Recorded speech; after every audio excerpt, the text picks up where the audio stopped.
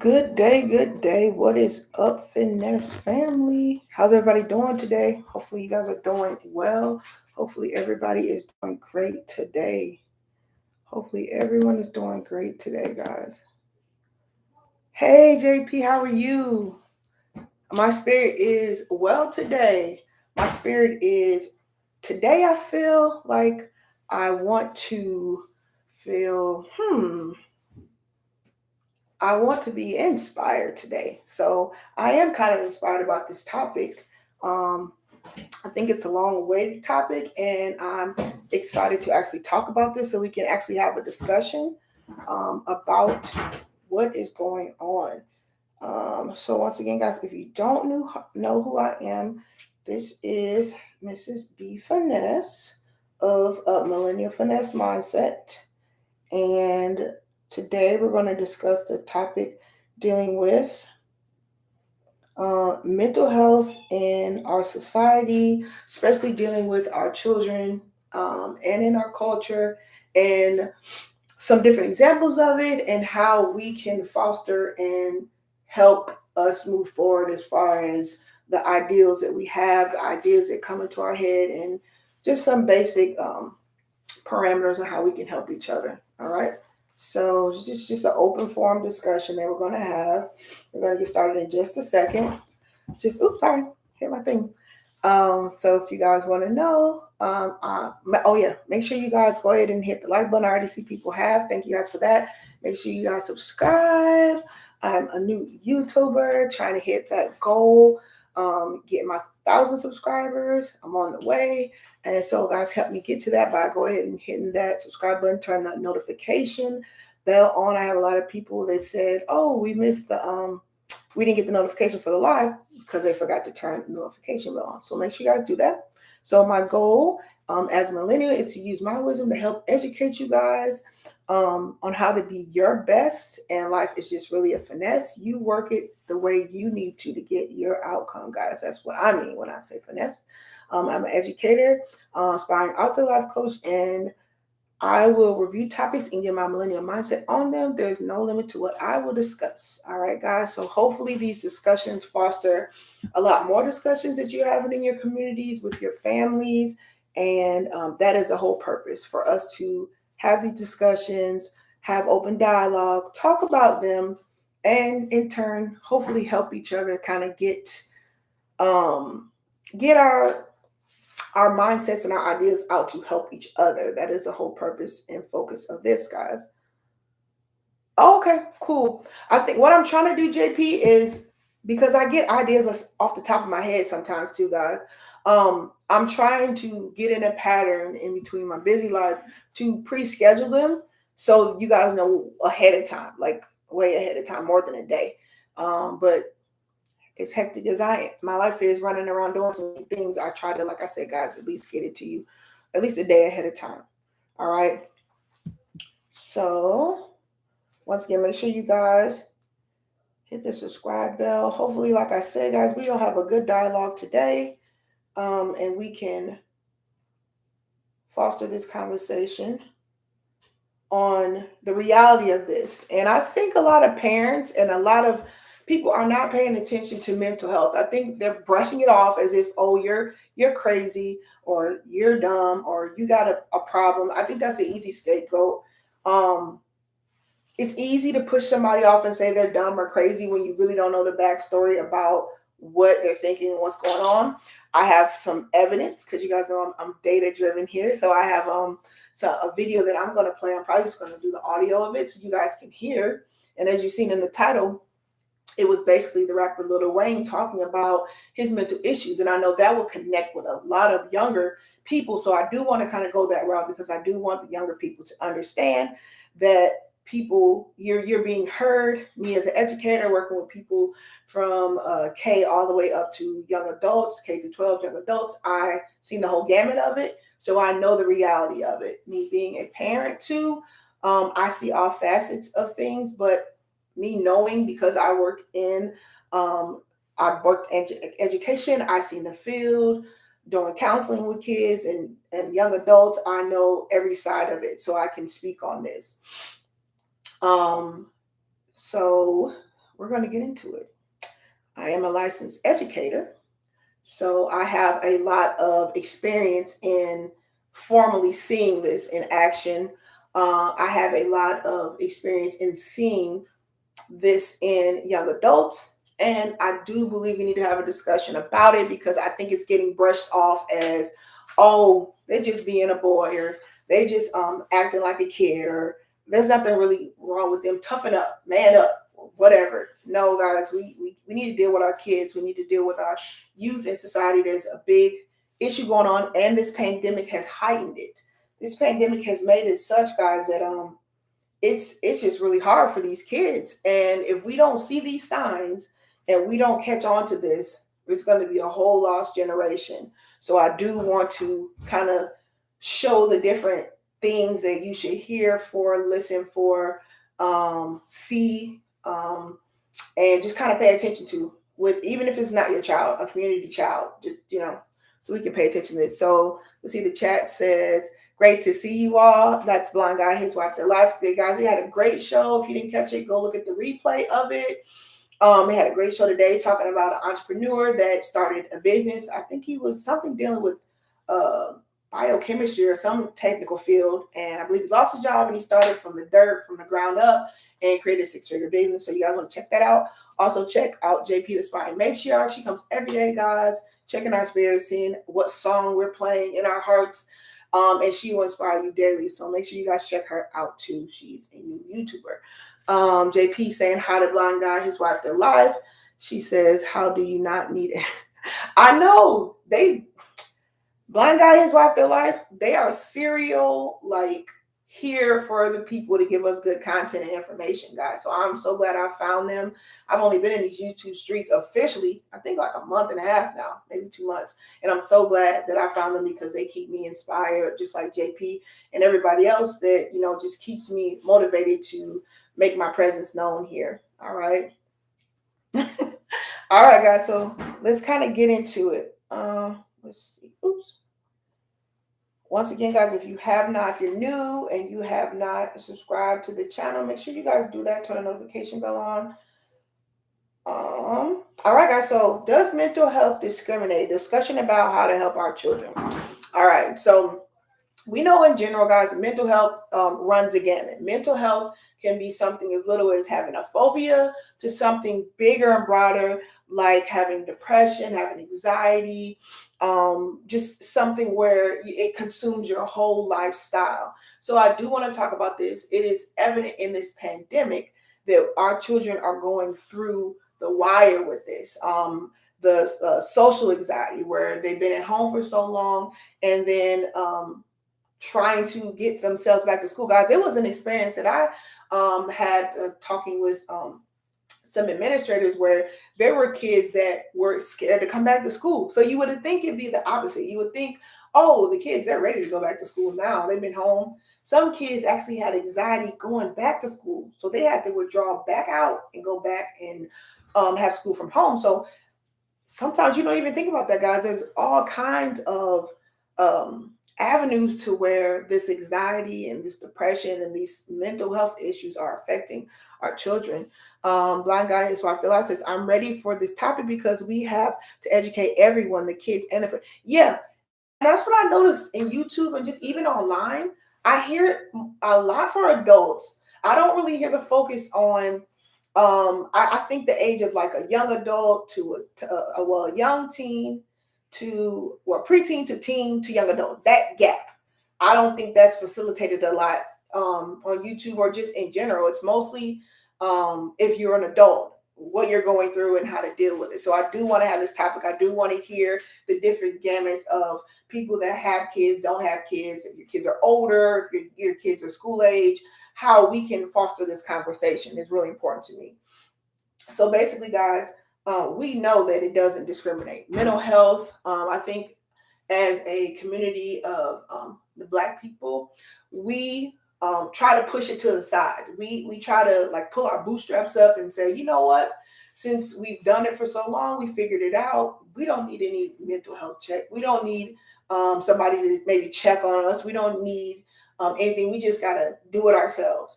And I think that whole paradigm and that whole ideal of just do it yourself and work it out with somebody that doesn't have the tools to do it is a setup for disaster.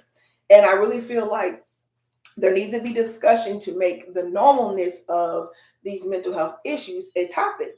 So when the children notice this, or young adults, or even adults, when you notice it, you can seek the help instead of just wondering, like, why do I feel this way, and is this me, and maybe I just need to do other things, or harm myself because I don't know what's going on in my head. So I want to play some audio from a video, guys, so you can kind of hear, especially if these are kids that are listening or young adults, you can hear from somebody um, that has gone through this, and he can express in the best way that I could see how he noticed what he was going through, guys. So let me bring up that audio for you guys, and we're going to play snippets of it. And as we play the snippets, we're going to just talk and have a discussion. All right. So I'll play a little bit. We'll talk about it. And then I'll play a little bit more just so we can, the group can be more engaged in this conversation. All right.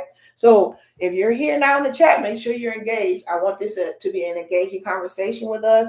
Hopefully we don't have any struggle stream issues. I'm on 5 bars, so I don't know why we would, but I'm not going to jinx it. So here we go. Once again, guys, make sure you guys hit that bell and that subscribe button. And here we go, guys. So once again, this is a conversation, and it's about mental health, and it is with Lil Wayne and Emmanuel Acho. And I'm assuming Lil Wayne must have called him and said he wanted to have this discussion. So, but I like the clarity in this discussion, so I felt like this was something good for the youth to hear and to make it more palpable for them, especially if it's somebody famous that they can relate to. So here's a little bit of it. So he basically is asking Lil Wayne, so many people, they don't know how to classify it. And they're starting off talking about mental health issues and how you know if you are exhibiting them or if you're going through anything. So here we go. Let me make sure the volume's up. They don't know how to classify it. Mental health can play itself out, as you know better than I. It's physical pain. It can play Okay, let me make sure you guys hear it. Chat, did you guys hear it? Can somebody put 1 in the chat so I know that you guys were hearing that audio that was playing? I want to make sure that the audio is clear. Let me know if you guys heard the little snippet that I played. Okay, Blind Guy His Wife Live says, speaking of anxiety, most of the children keep getting mixed messages. Yeah, no mask here, mask up there, hug here. Yeah, and especially with younger kids. Let me sidebar and I'll go back to the video. Guys, let me know, put 1 in the chat if you heard that audio, because I don't want to start playing it and there's an issue with hearing it. So yeah, and it's really tough, guys, when you're dealing with the elementary kids, because this is what they thrive off of. This is really what they need to gauge and base the activity of learning. They need the tactileness. They need the extra, I could say, love and attention from the teacher, the little hugs, the little over encouragement, pats on the back. And that can become a big anxiety for a little child. Guys, think about it. When you start in kindergarten, the teacher comes in, she either high fives you, gives you a hug, and then you get an order from, I don't know, the CDC or the school board saying, okay, no touching. And think of the social anxiety a little child will feel, because number one, at least if they can't touch you, they can see your face, but now you have on a mask. So now I can't see your face, or at least your expression of your mouth with a smile. I can't hug or touch you anymore. And how can you tell? And my biggest thing, especially as an educator, was like, how can you tell the expression of a child? This is how, just me as a person doing my day-to-day life and just dealing with people, talking to them, helping them, with grief or counseling or whatever, I need to see your face. So I think that is the big disconnect, how you can't even see the expression on their face. How can I tell if you're really hurting? Because guys, besides looking at people's eyes, you can definitely tell by the facial expression what's going on. People, they can say they're happy and they can say they're okay, but when that face is, you can tell that the energy is gone in that face. This is how you know. So I think there's going to be a huge disconnect between last year and this year with the teacher-student aspect of connection. And that is another reason why you will see the decline in how students are doing in school, because that social aspect of the connection, of even facial, recognition, facial inflection to see like, oh, the teacher does care. The teacher's smiling at me. The teacher is giving me a hug. Yes. So thank you, Blind Guy, his wife, their life for that. Like that is a big disadvantage that our young children will get. And it's like a shock to them, guys. Little kids like routine. All of us like routine, but it's especially necessary when you're starting in primary school. This is why the teachers do the same thing in order. They repeat it for 1 or 2 weeks. Even to be honest, guys, in high school, that it's repeated 2 or 3 weeks at a time. You got to repeat the stuff for kids to pick up on it. You have to keep doing it. You can't assume that anybody knows anything. So the whole routine of a child getting that attention and affection, and it's lost, it can be detrimental for a child. So yes, it goes really deep, guys. It goes very deep. We wear the face clear shield so people can always see our face. Yeah, that's really good. The shields, it's necessary, I think, like I said, because it's so important for little kids to get that, because they feed off of it. I think as you get older, you form your norms and you form this personality to where you feel like you don't need that attention and you kind of get in this place. But little kids definitely need it. So yes, thank you for that, Blind Guy, his wife. Okay, good. She says 1. All right. The stream is okay too, guys? Put 1 if the stream is clear so I can go ahead and start the video. All right, so let me set up the video. I'm going to let a little bit play. We're going to stop it, and then we're going to have a discussion about it. Let's see. All right. Here we go. So once again, if you're just getting into this live stream, this is Lil Wayne talking about his mental health issues. He goes really into kind of the humanness of it, when he felt that he had a mental health issue. He's going to say he noticed as early as age 10 he was going through things, and he's going to tell us why. So he's going to make it really human and relatable. Setting up my claim. That's fine. That's fine. Here we go. All right, guys, here we go.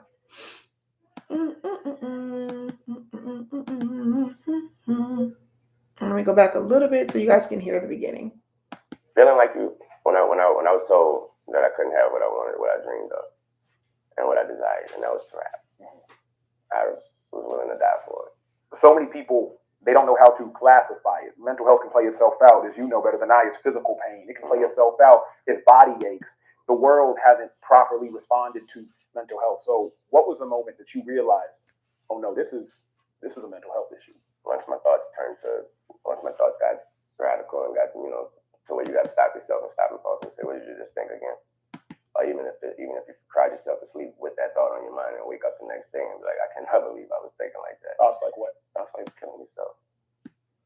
Okay.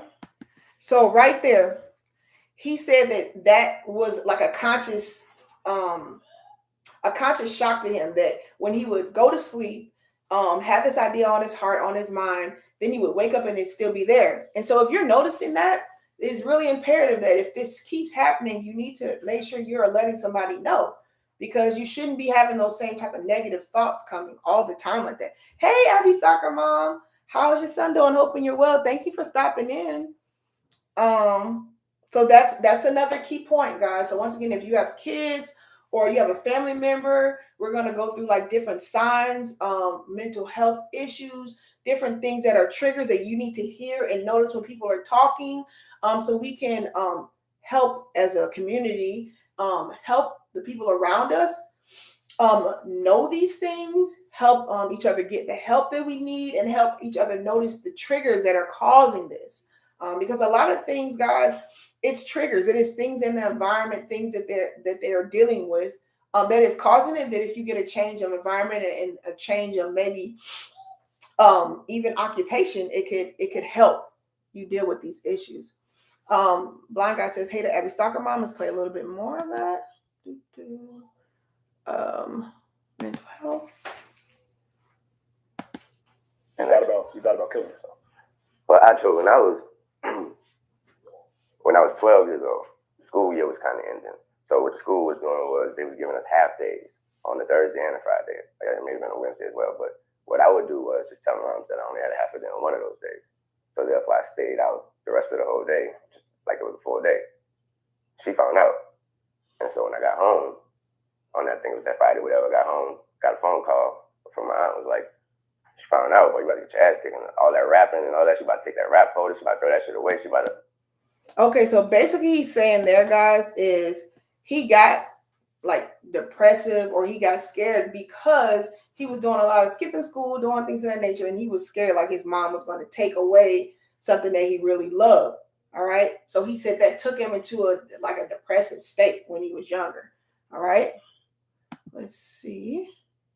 Go a little bit further.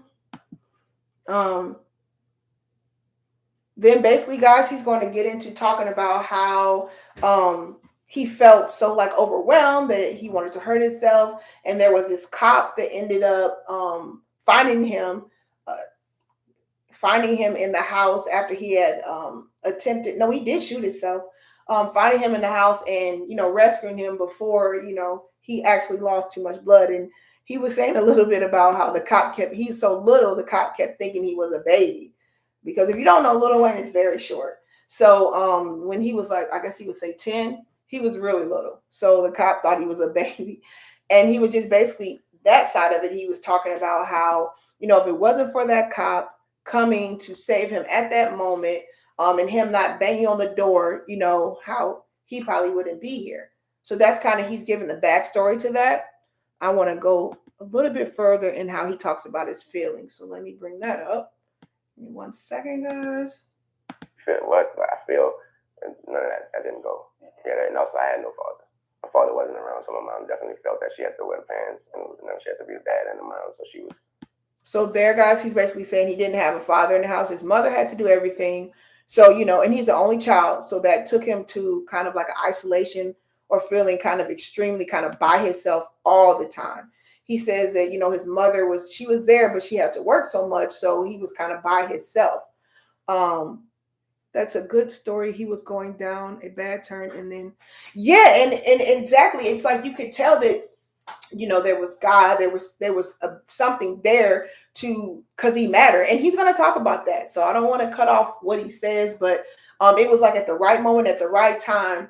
And actually, when he tells the story, why I want to put it in here and let him say what he's saying is because he turned around because of the circumstances, specific circumstances he turned around. So this isn't just he's talking and talk. He's leading to he's foreshadowing and telling you what led to his change, what led to him evolving, what led to him not accepting certain things anymore.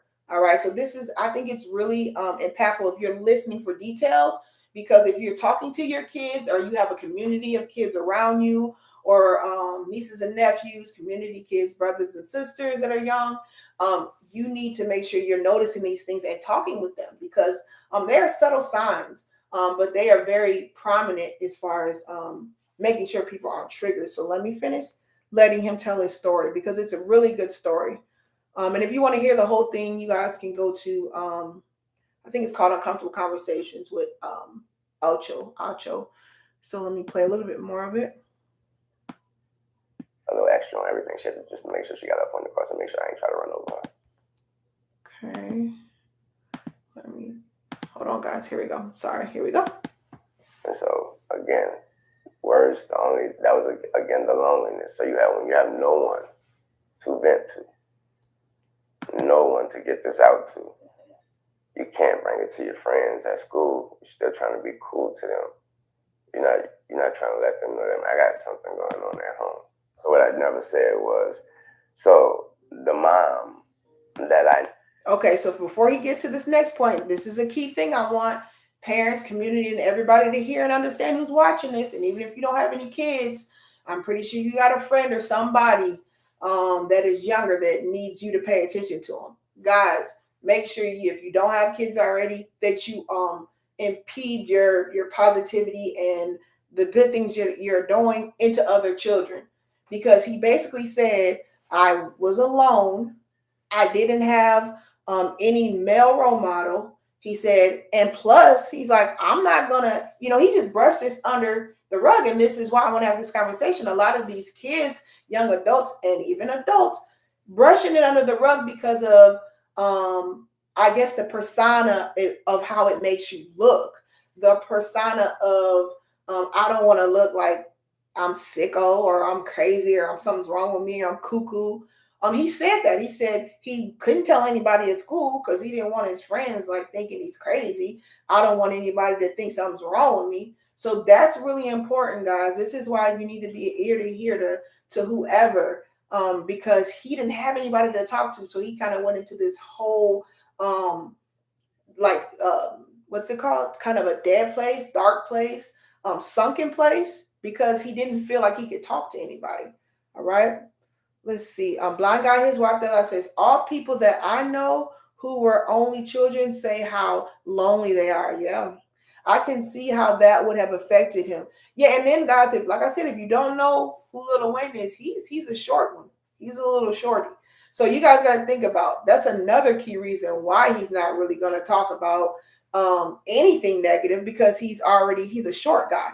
All right, so he's probably already getting picked on because he's short and he's got to look like a certain type of person in school. You know, he already has that against him. So we can understand why he's saying and doing this because he doesn't want any other stigma on him. But I like how he's starting to transition now. So he's going to basically say in his own words how the ideal of his mother really not being there or him thinking he's getting the support he needed from his mother. And this is the reason why he went into this sunken place. He's going to say how this situation, him almost dying at that house, changed his relationship with his mother. So here we go. I knew before that day. Let me go back on my life. Here we go. I want to get this out to. You can't bring it to your friends at school. You're still trying to be cool to them. You're not trying to let them know that I got something going on at home. So what I never said was, so the mom that I knew before that day on my life and everyone's life and you have never met or seen or heard that lady again in my life. So I didn't die that day, but somebody was gone from. She's never been that way. So as far as the parents out there, obviously that was an eye opener for her. And what she decided to do was, I'll let my flower grow. Got you. So okay, guys. So there, if you didn't catch what he was saying, he basically said that woman that was there when the cops came and he had to go to the hospital where he lost so much blood, he almost died. He's saying that woman, that mother died. So basically, he's using figurative language. He's basically saying the energy, the attention, the love he needed from his mother from that day on happened. And I think that opened up another door for him to feel like he had somebody to talk and help him through his mental illness because his mother took him seriously now. All right. So this is why, like I said, as parents, as community members, as people that if you see kids in your neighborhood or you're somebody's aunt or uncle, we need to definitely be paying attention to the children and how they're reacting, how they're responding. It is imperative in these times to pay attention to the way besides, young adults, but teenagers, young children are responding because their anxiety levels are off the roof. Once again, if you just came into the live, we were talking about how the mental illness is affecting our community of children. And we talked about how with the pandemic and the kids getting back to school, getting used to school, how that is affecting them. One of the people in the chat, Blind Guy, His Wife, Their Life, made a good connection. They were saying with the mask, some states are saying have a mask, and then they change, say no mask. And then some places say you can hug the teacher, and then they say no hugs. So all that confusion is causing chaos to these children. It's bringing on a whole level of mental illness that is, I believe, quantifying so big that if we don't tackle it now, it's going to be pandemonium to such a high degree because people are not paying attention to it. They're just saying, well, if I can get through it, everybody can. Oh, no, no, no. No, we should not do that as a society because there's going to be a lot of zombies walking around because they don't want anybody to know that they're hurting and they don't know how to express it.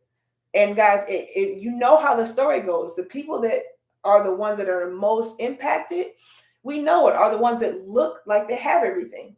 And you can go into, guys, if you just Google million billionaires, like if you just Google it, how many died or passed away, guys, you will see a big list. People don't even know that. They think, okay, if I get this and get money and get all this, I'm going to be happy. No, it has to be something in you, and there has to be people or community around you to keep that ideal going, or you have nothing. No matter if you have money or whatever, you have to have a community and love there, or the basis is gone, guys. So once again, I just played the clip of him saying how the mom that he knew, she totally changed that day going forward, which is great for him because he has a support system. All right, so let's put a little bit more of that.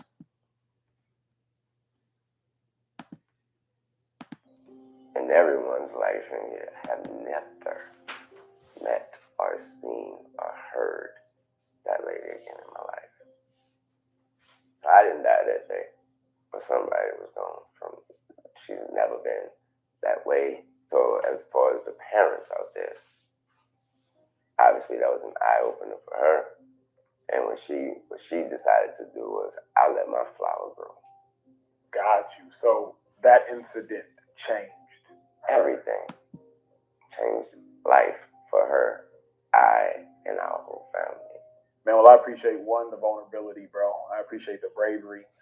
I appreciate the transparency. I appreciate the honesty, because I can't imagine how hard that must have been. Let's transition down the timeline of your life, because I was 12. By 18, 19, 20, 21, you were now a mega star. That's when your boy fell in love with your work. Appreciate that. As you got more popular, as you got more loved, did the mental health issues go away? They didn't go away, but they come in a different in a different way because of the maturity. Okay, so basically what he said is basically he just answered and he precluded to what I said already, which was just because you have the money or the facade of I have these physical things, so I'm going good, can be the biggest distraction to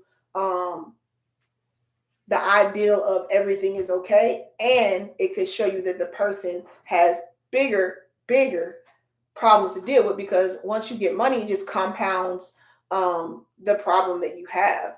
It doesn't make you better or anything. It helps you buy more things and be exposed to more things, but you still have the issues that are in you that need to be dealt with. All right, so if you didn't know, Lil Wayne became a big megastar, starting, I believe, when he started at probably 12 to 15, one of the two, and then up in his 20s he was huge megastar. So he had a lot of money. All right, blind guy, his wife, their life says keeping up appearances when in school is important. Yes, and it starts in elementary, guys. This is why you need to talk to your kids, guys, because it's so horrible how kids are treated because of the way they dress, their shoes, like if they don't have nice shoes, even a phone, which is crazy. I don't know why kids in elementary have phones. I can see if your parents are separated, maybe because like one parent's picking you up and the other parent needs it, but it's just this whole epidemic of having everything, and if you don't, you get picked on. So this is another reason I say, guys, talk to your kids, because they pick on them for everything in school. She says keeping up with appearances when in school is important, because if you're alone, you have to appear a certain way in order to keep your friends. Yes. You want the human contact. Glad he got a new mom. Yeah. And this is why I want to do this too, on the aspect of the side of the child or the teenager, young adult, and then the aspect of the parent. So I'm trying to help both sides. I'm not just saying this is what you do, kids, or this is how a kid feels, or this is what you do, parent, this is how a parent feels. I want everybody to see introspecting all sides of it, because if you understand the mindset of a child or a young adult, then you're not so quick to just say, oh, they just want to sit in the room by themselves. No, you better go in that room and check on them. Don't just, even with and I know this is a big thing because most kids have like video game systems and stuff. Don't let them sit in that room for hours, guys. Every once in a while, go in there and check on your child and ask the questions you want to ask to your child, because I'm noticing that more parents they don't want to bug the child, or the child acts so enraged if you ask them why they still on the game, or you tell them to get off, they have a problem. No, you need to go check on that child, because you don't know who they're talking to online, because it's as many adults that game as kids. So you guys need to make it an effort. If you haven't, start today. Step out and be the parent to your child and ask the questions needed. I don't care if they get angry with you or they have a fit about it. So what? I'd rather them do that and know what my child is talking to and know their mindset than your child going through all these mental health issues, dealing with all this stress at school and all these other things, and you never took the time to go check on that child or young adult. All right. So it's necessary in these times. It's totally necessary. Okay, guys, let's play a little bit more.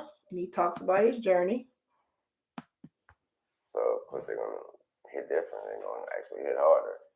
How so? Because what can truly hit harder than an individual wanting to take their life? The thought. Now that thought never came. Other than that, man, just being alone all the time. You know, being my grandmother raised me. Rest in peace, Mercedes Carter. She raised me. So with that said, I always had time to myself. You are just on it, blind guy, his wife, their life. It's like you're leading my whole conversation. So guys, there, he talked about the main issue to why his mental health compounded. He said he's always alone. He said that loneliness, even he brought it from being 12 or 10. Was he 10? 10 or 12? I forgot. And he shot himself and he almost bled to death, but he ended up living because a police officer busted in the door and saved him. Then he precludes on 10 more years. And he said, even as he got the fame and the money, his mental state was that he's still alone and he feels alone. All right. So once again, guys, that's why I said you need to talk. You need to ask questions to these young adults and these children, because just because they look a certain way, or just because you think, oh, it happened 5-10 years ago, as far as mental, it stays in there until you figure out a mechanism or a way to deal with that trigger or deal with that issue or get that issue out by talking about it. Okay, guys? So let's keep going forward. Guys, let me know if you have dealt with any mental issues, or if you know a person that has, so we can make this conversation, especially to the listeners, more natural, more in depth, that we all as a community know there's somebody that we need to help. So in the chat, if you know somebody, even if you're going to do something in the future, let's say this conversation is helping you and you know somebody that you're going to help. Obviously, you don't have to say their name, but go ahead and put that in the chat so we can have an interactive discussion. Let me play some more. I'm always in the back room somewhere alone with myself, and too much time to think. Too much time to think and too much time to compare. How could you be that popular but still feel alone? When I say alone, that is a good question. Okay, if you didn't hear what he says, how can you feel that popular? Because he was famous, making millions in. He said, how can you feel that popular and still feel alone? Now, this is a statement that many people don't understand at all. And this is basically the topic of this discussion. How I am telling you, whoever in your life you love, let it be a young adult, even an adult, especially children, guys, he asked, how can you feel alone when you're not? And he's going to tell you why. But it's really important, guys, because you can have the world, you can have everything, but if your mental health is and your mindset is not contingent to what the reality of your life is, then you can derail your whole self and your whole life.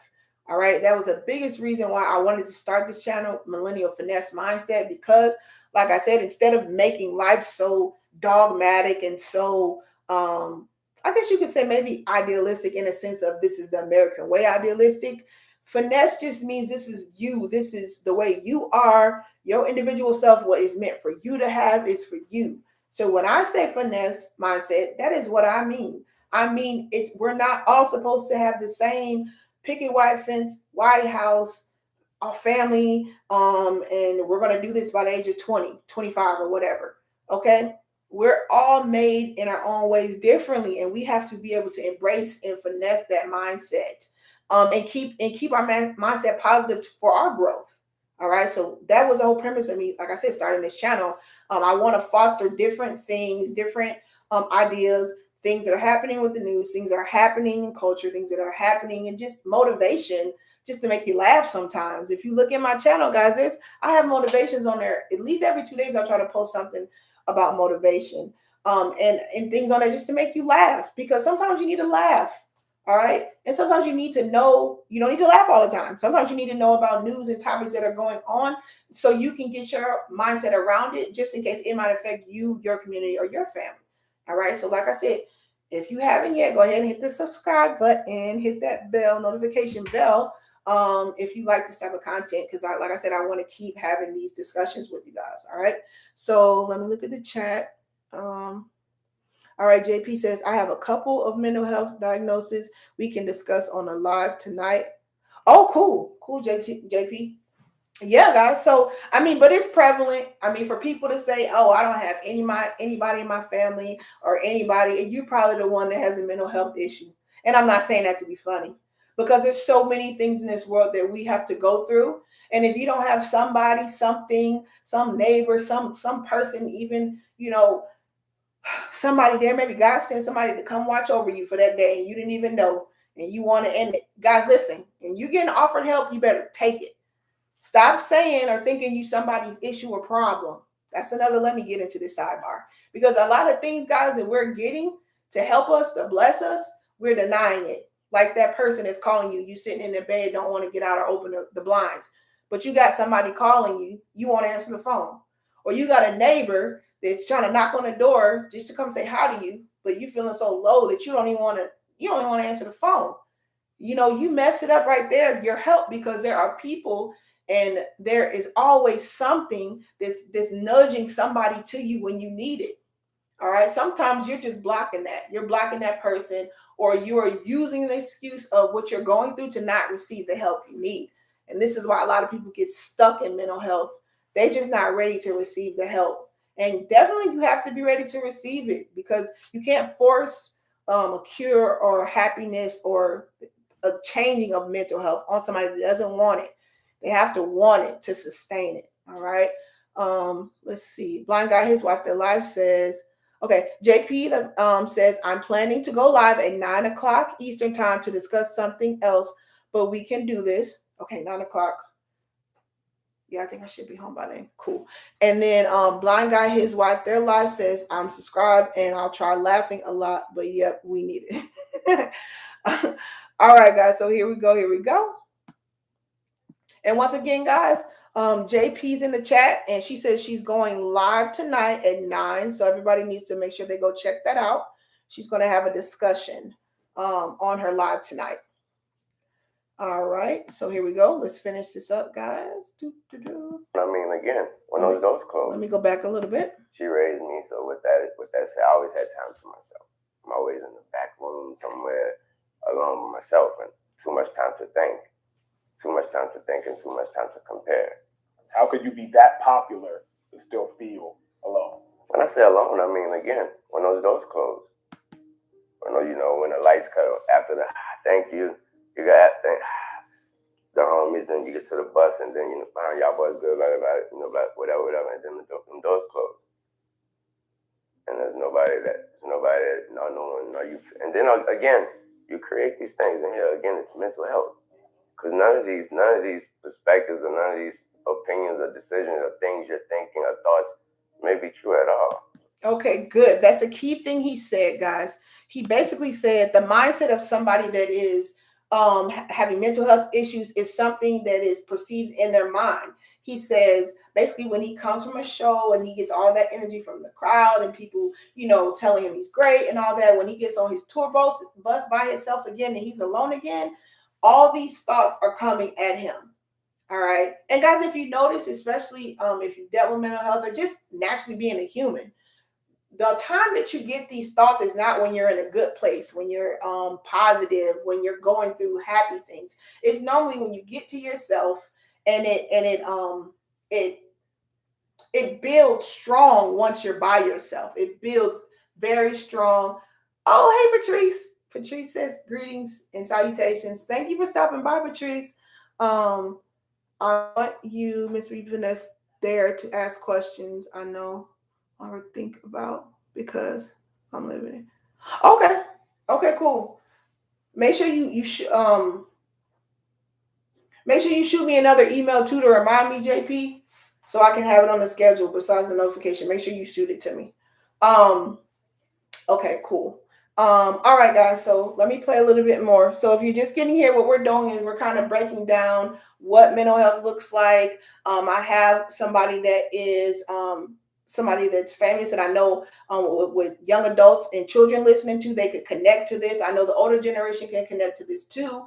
I wanted to pick a person that everybody could kind of pull something out of in the sense that he is telling his story as Lil Wayne. He talks about how he tried to self-harm himself when he was a young kid, how that aspect of him trying to self-harm himself actually changed his life and his mother's life, at least her relationship with him, how she started to be a mother, pay attention to him instead of just idly going to work and thinking that she is sacrificing taking care of him when he mentally was going through a lot. Once again, we're not endorsing self-harming yourself to get your parents' attention, but we know that's a reality. This is when parents do pay attention when it gets to the level the child does it all the way or attempts. And we never want to get to that level. We want to be able to help these children before they get there. JP is saying hi to Patrice. She says, hello, beautiful. How is your soul spirit? All right, so here we go, guys. It's what you're creating here because of your situation. Let me go back a little bit so you can get in context. Thank you. You got the homies, and you get to the bus, and then find y'all boys good about whatever, and then them doors closed, and there's nobody that no one, no you, and then again, you create these things, and here again, it's mental health, because none of these perspectives or none of these opinions or decisions or things you're thinking or thoughts may be true at all. They're not true, guys. What you're creating here because of your situation. Exactly, you create. And again, so you start to think, well, do anyone actually care? Will it matter when it's all over? Will I matter? And that's always the question. And so, guys, you see that this is what's going on in the mind of somebody dealing with mental health issues. Do I matter? Once again, this is why I am doing this. You guys, the whole psychosis and the mindset of somebody going through this is something that any of us can, on the ground level, help. We can help it instantly because their biggest issue is anybody care? Does anybody care that I exist, that I'm here? That is the premise of a lot of mental issues, mental disorder issues, mental illness issues, the person's whole mindset. Once again, that's the whole premise of my channel, a mindset shift. And if you finesse it, like I said, it's more of a putting your own spin of it, your mindset, putting your spin to make you and help you get through the day, not doing what somebody tells you to do. But if that works, do it. But finding what works for you, the finesse of that, and then changing your mindset, millennial finesse mindset, guys. That's the whole premise of my name, the whole premise of the channel, whole premise of what I'm trying to build and grow as a business. That is what it is. All right. So he's basically saying that it's a mind shift in your mind, and you have to have a community. You have to have at least somebody there to help change that. If it's not your family and friends consistently staying there encouraging you, then maybe clinically getting somebody that you feel unbiased to talk to, like a therapist or counselor, somebody to talk to, whoever you can trust. Because I know trust works. If you trust that person, it's more natural to believe that you can do and be what they say. It's very much more natural. Patrice says hi to JP. She says, hello, beautiful. Her spirit is calm. And JP saying back, thank you.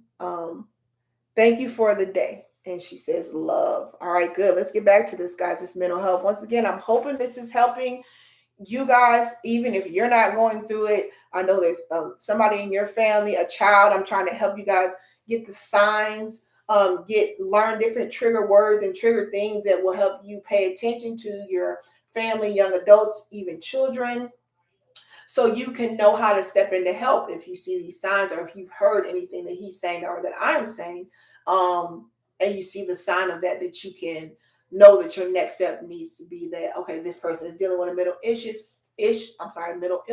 How can I help them? All right, so let's get back to this video. And go back a little bit so we can hear it in context. Treat you at all. It's what you're creating here because of your situation. And again, so you start to think, well, do anyone actually care? Will it matter when it's all over? Will I matter? And that's what that's always the question. Well, will you matter when it's all over? Will you matter? Not the things you've done, the things you've done for everyone else, but will you actually matter to them, but most of all to you? At the height of you being a star, what was the lowest point of your career? Not being able. That's a good question. When I was going through this situation with my record label, and it wouldn't allow me to put an album out or put any music out. Okay, so basically there he's going to say kind of his lowest level, and I can kind of break that down generally. He is a music artist, so he basically said when the record label like took kind of control of his music and they wouldn't let him release it, he felt like he went back into that place, that kind of dead place, because he felt like he had no control.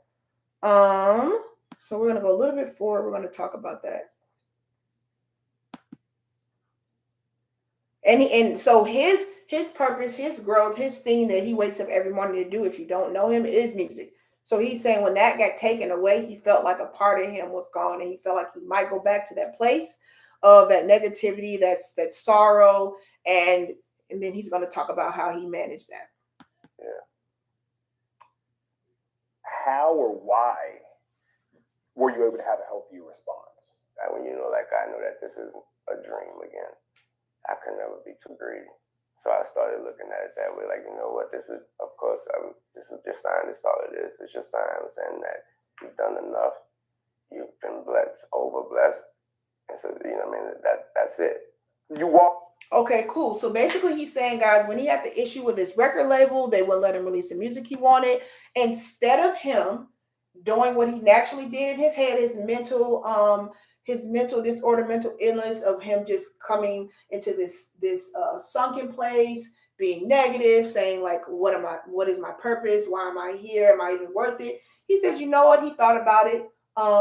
His mindset changed. He did a mindset shift. He said, you know what? I'm going to look at this as, I've been blessed. I've got all these things. I've hit my pinnacle. Then maybe it's time for me to stop doing this and do something different.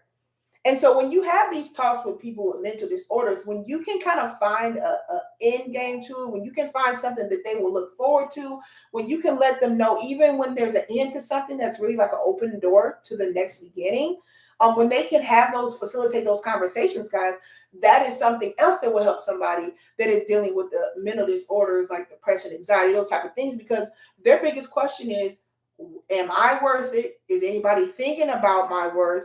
And what can I do from here? What things can I do to make a difference in the world? So I do like how he can elaborate and explain how even in the midst of that, which could have derailed to something really negative, he said he flipped that to a positive. He's seen that, okay, somebody else is trying to control my fate and destiny. I know who I am. I know I am enough. I'll just stop and retire now. I've been blessed 100-fold. I'm just going to stop and move on to the next thing. So I did appreciate that he had that maturity to do that, because he could have did something crazy. He could have went out and tried to hurt them or do something stupid or, something to change his life. All right. In the negative. Let's see. Blind Guy, his wife is giving shout outs to Patrice. Patrice is saying mental health in the Black community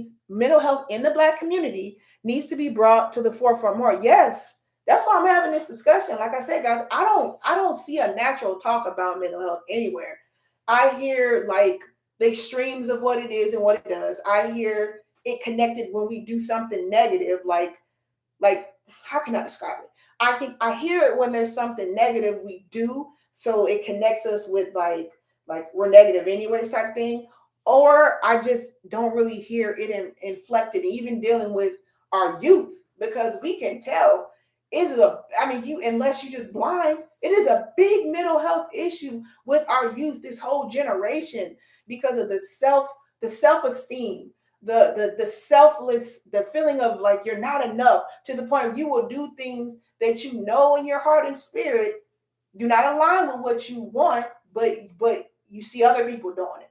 So then in your mind, you're not even thinking for yourself.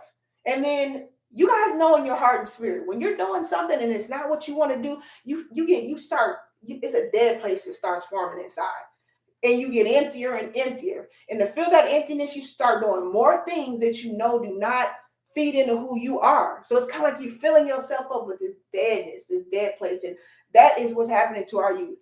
I can see it, I can tell it, and I know nobody can tell me any different because I work with them. I've been seeing it for years. So this is why, like I said, I wanted to have this discussion, to create this YouTube channel, to talk about things that are going on, to blend it into our community, to blend it into, getting us motivated and having a laugh there, here and there. But for us to have this discussion, guys, because it's pertinent, guys. If you're just joining us, we're having a discussion about mental health.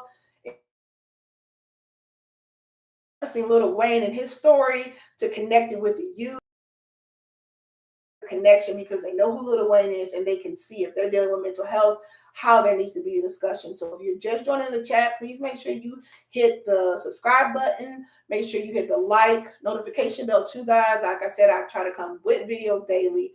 I try to do motivational videos at least every 2 days. So if you're feeling down, you're not inspired, you're just having a rough day, you either can get a laugh or you can get some word with motivation on my channel. And I also try to update on different trending topics, give my millennial finesse mindset on it, my view of how I should see, how I see it might help, how it might help you as far as your understanding. And it could be good or bad things, but we need to know the whole gamut. All right.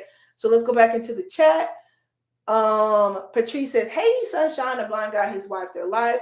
JP says, agreed at Patrice, without using it as inspiration or porn or some type of excuse for bad behavior. Yeah.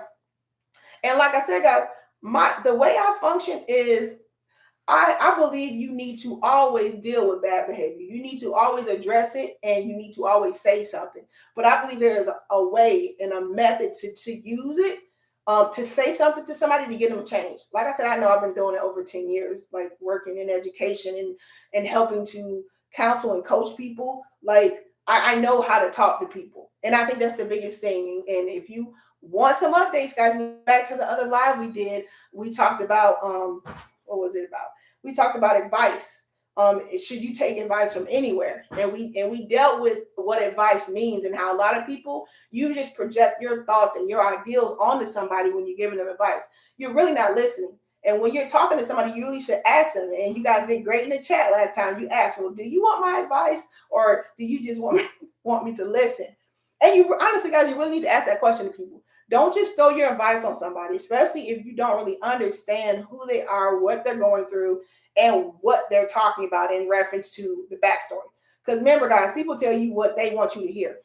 They don't tell you everything. They tell you what they want you to hear because they want somebody to agree with them, and they want somebody to side with them for the most part. And a lot of times they just want to talk. A lot of people, guys, at vent just want to talk. They don't really want to hear your side. They want to talk. So this is why when you give advice, make sure you ask the person, do you want my advice on this, or are you just want me to listen? And a lot of times they will tell you, oh, no, I'm just talking. Or they'll say, yeah, can you tell me? All right. So once again, that's another key little fact, that little nugget right there. Make sure you ask for people's advice. But going back to what I was saying, people need to be dealt with tactfully, which means like you can't just tell a stripper, girl, you're a lawn garden tool. Stop stripping. All right. No, you need to tell, you know what? I'm heading to the store. You want to go with me to the store? And then as you would at the store with her, this looks nice. What do you think about this? You like this? It's a way you deal with people. You don't just call them out for what they are, especially if you don't have a rapport with people, guys. You can't just call somebody out and tell them something, and you haven't even built that relationship with them where they trust you to even hear what you're saying. And now it's just butting heads. And I think that is the issue with our community. We're so quick to flap at the mouth and say stuff to each other. We're not even giving each other respect to be like, you know what? I hear what you're saying, but this is what I feel, or this is how I see it, and this is what I feel or suggest. And then we have a dialogue, not a stupid going back and forth, button head, and then starting to call each other names, it just shows your ignorance. Because a real, fluid, mature human being can agree to disagree. You don't have to agree with me. We can agree to disagree. And what I like to do too is I like to take the meat out of what people are saying and throw the bones away. I like to take the meat from what you're saying and be like, oh, you know what? I didn't even see it that way. And even if I didn't agree with you, I didn't see it that way. So that makes me grow as a human being because now I'm understanding, oh, that's why they do that, or that's why she felt that way. So that makes me aware and it makes me a better human instead of me just being ignorant saying, why are you doing that? You shouldn't do it because my way is right. And I, like I said, if we had those conversations as a community instead of just all this ignorance, like bucking at each other, it will make a world of a change. And that's how we're going to change when we have these conversations. Sorry, guys, let me get back into the chat. You guys are in the chat. Okay. Hey, Lewis Stewart. Nice to see you here today. Lewis Stewart says, most of us in and out the military know about mental. Oh my goodness. That is such a big niche to hit to right there. The military. I'm gonna come back to that, Lewis. Let me read through the chat because that is a big demographic that I get so frustrated, guys, when I'm out and I see any veteran out having to be on the streets. What sense does that make in this country that we have these people risking their lives? Let it be if it's a good reason or bad, because don't I know some of y'all be in the chat saying, I don't know why they even went in the military, because they had their heart to do the right thing. No matter what the reasons and the side talk of what the military is or does, they risk their life to make a difference in the world so you can say what you're saying. But I hate when I see veterans out. I hate it. I always give. I always give when I see them on the street or whatever. But what sense does it make to go in the biggest, most wealthiest country in the world, go there, give your time and fight for them, and then come back here and they have nothing? Even guys, because I got family members that work in the VA hospitals. The simple fact that they're like on these lists to even get seen, get medical help, to get treatment, it takes like 4 or 5 denials for them to get their, what is it, Social Security or whatever that money that they get for being hurt or sick. It's just a travesty, man. It's such a travesty. I hate that. Don't get me on that. That's a whole nother. I'm gonna have to do a whole lot about that. But thank you, Stuart, for popping in and giving that insight on that, sir. Because that's just a travesty. That's all I can say. There is no way a veteran should have ever be wanting for anything. Period. Never. Especially at a minimum, they got to get 4 years of their life and their family. Man, come on. All right, I'm not gonna get on that one. But thank you, Mr. Stewart, for popping in and saying that. Okay, blind guy, his wife, their life says, you say it's good that he has that maturity. Maturity is missing. And I don't know if it's a symptom of the missing aspects of life, parents, friendships, and material things. That is a good thought. Let me read that again so everybody can hear that. Blind guy, his wife, their life says, and we can talk about that for about 5 minutes, guys, and I'll get back into the chat. Blind guy, his wife, their life says, you say it's a good thing that he has that maturity. Yes, maturity is missing. She's talking about just in the society today. And she says, I don't know if it's a symptom of the missing aspect of life, i.e., parents, friendships, and material things. So what do you guys think? What do you guys think in the chat? What is the reason that maturity is missing? Do you guys think it's the parents' problem that maturity is missing in this younger generation? Do you think it's the friends that they keep? They keep immature friends, so that's why the maturity level is off? Or do you guys think it's the material? They got the iPhone, they got the Jordans, they got the expensive jeans, expensive clothes. What do you guys think is the issue with maturity? I think I could say it's all of that. Blind guy, his wife, their life. Just being around young adults and teenagers, it's such a stigma to not have the right clothes. It is such a stigma, guys. Like to the point where it's sickening. Like I know one year I was working with some students and I was in an urban area that year. And that's how it is with our kids. I don't know why. It's just a certain demographic of them. I guess their parents are young, so their parents are going out working, but they're spending all their money buying their kids like Jordans and expensive clothes and shoes, not thinking of practical and building wealth. Like go get some land or go get some stocks or go get some real estate. Do something. But don't spend that money on stuff that doesn't appreciate. Don't get me on that because I'm going to do a live on that. How we are wasting money. We are not appreciating. We are depreciating because we're buying stuff to make other people that don't care about us feel a certain way. And we're not even there's no point to it. All right, because it's just making us look a certain way, but it's depreciating. So I think it's a mindset thing too. We're not taught to build wealth because we're struggling from the grip from the start of our lives. We struggle, and our families don't have much. That it's like some people in the community are so selfish that they don't even want to leave a legacy for their kids. They're like YOLO. You only live once, and I'm going out and spending all my money. And when I die, I don't care. My family's not gonna have anything. So I think that is something, a dynamic of the culture that needs to definitely change. It's a snippet of it. I'm not saying everybody's that way, but a lot of people are. Let's see. Dang it. I gotta move the chat up. Patrice says there used to be a time when talking about it was taboo. I think it still kind of is now. I mean, more people are talking, but I think it's still kind of taboo because people don't even want to recognize there's something wrong with them. Because, and you know why? I'm going to make this hypothesis. I think people think that there is nothing wrong because it's so normal now to be unnatural. Unnatural in the sense that I'm going to get all these injections and get my body enhanced. I need to be video vixen looking. If I'm a male, I need to have my pants to my knees, and then I need to make sure that I have a girl on my arm and a car. Gotta have a nice car in my hand. Gotta be having to roll it up, and I gotta be having my drink and this whole facade of something that makes you feel good. And really, when you talk to people that have all that, people with money, even the man we're listening to, once you get it all, you still empty. You still wanting for something. And that's that inner peace. And that's that guidance of a higher being that's going to let you know, like, oh, okay, like there's more to life than just me accumulating things. Because once you accumulate so much stuff, you still are empty inside. So you still got to deal with you. That's the sad thing. You still got to deal with you. So you better try to love yourself because you got to deal with yourself until it's time to go. All right. Let's see. Patrice says they use, yep, okay, taboo. Now, most of us know someone who suffers with some form of mental illness issues. Yes, we do. And like I said, guys, you need to be talking to these children or your kids or kids in the community. Most of them are suffering from it. Most of them.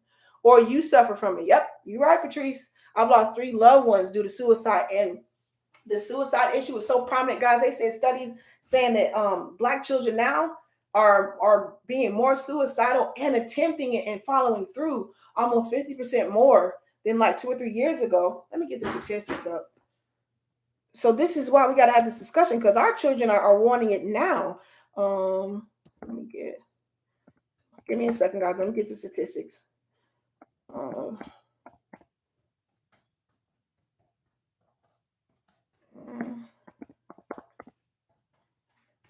on, let's see. Okay, this study was from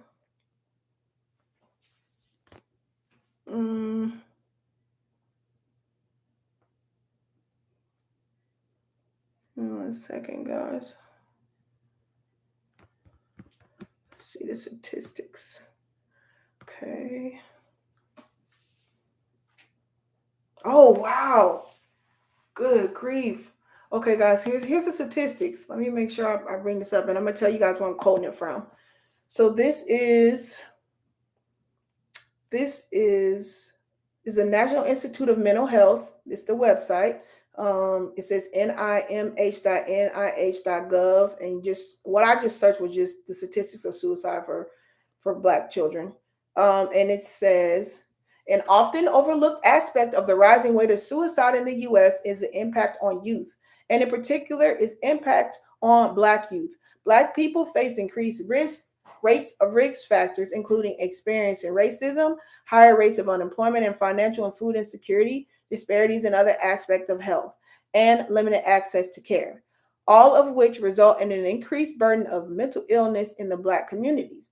Despite this heavy burden, Black people and individuals in other racial and ethnic minority groups have historically had relatively low suicide rates.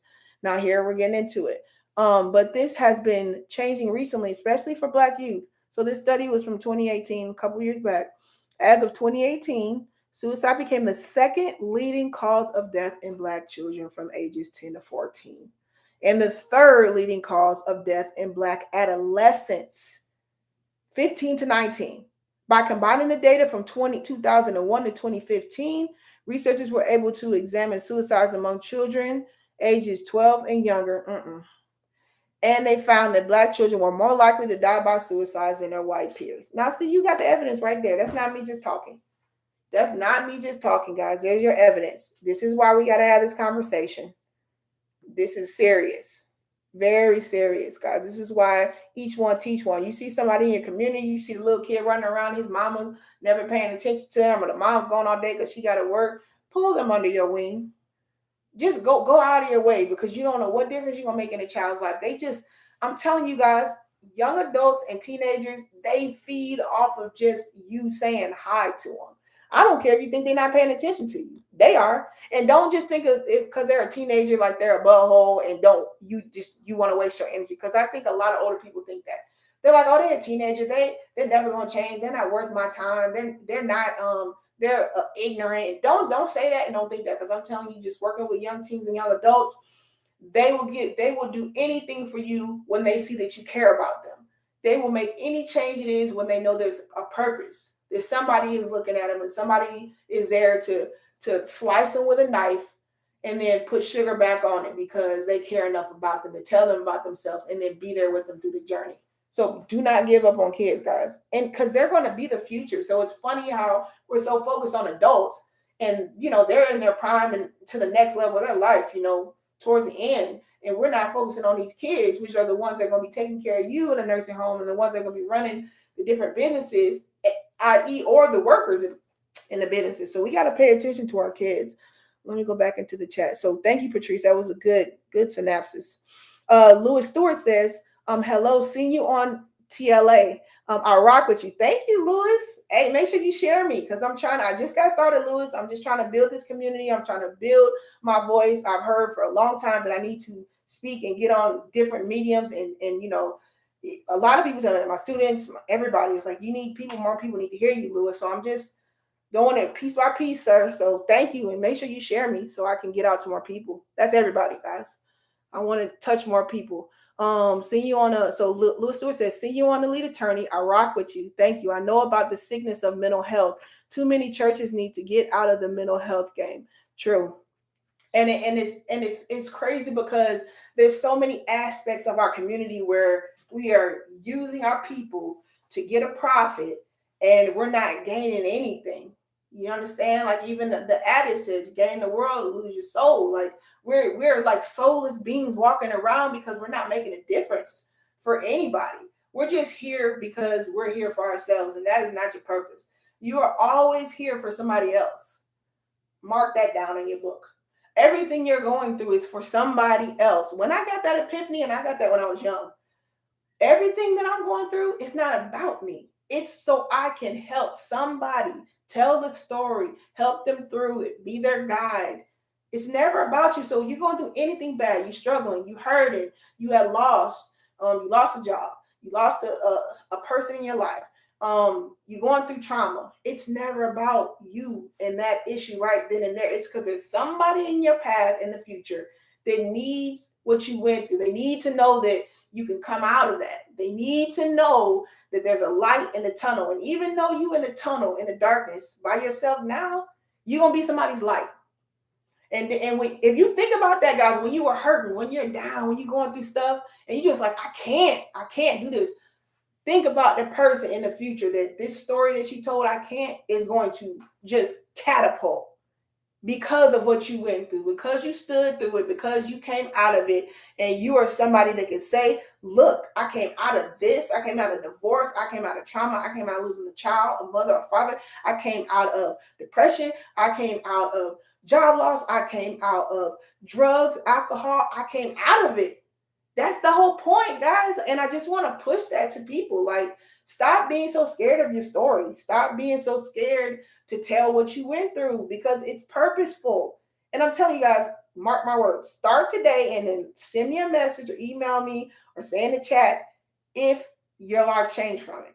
Next time you go through something, instead of you being down in the dumps and being all depressed about it and caught up in it, and I know it's tough. I'm not just the kettle calling the coffee black. I'm telling you this works because I worked it for years.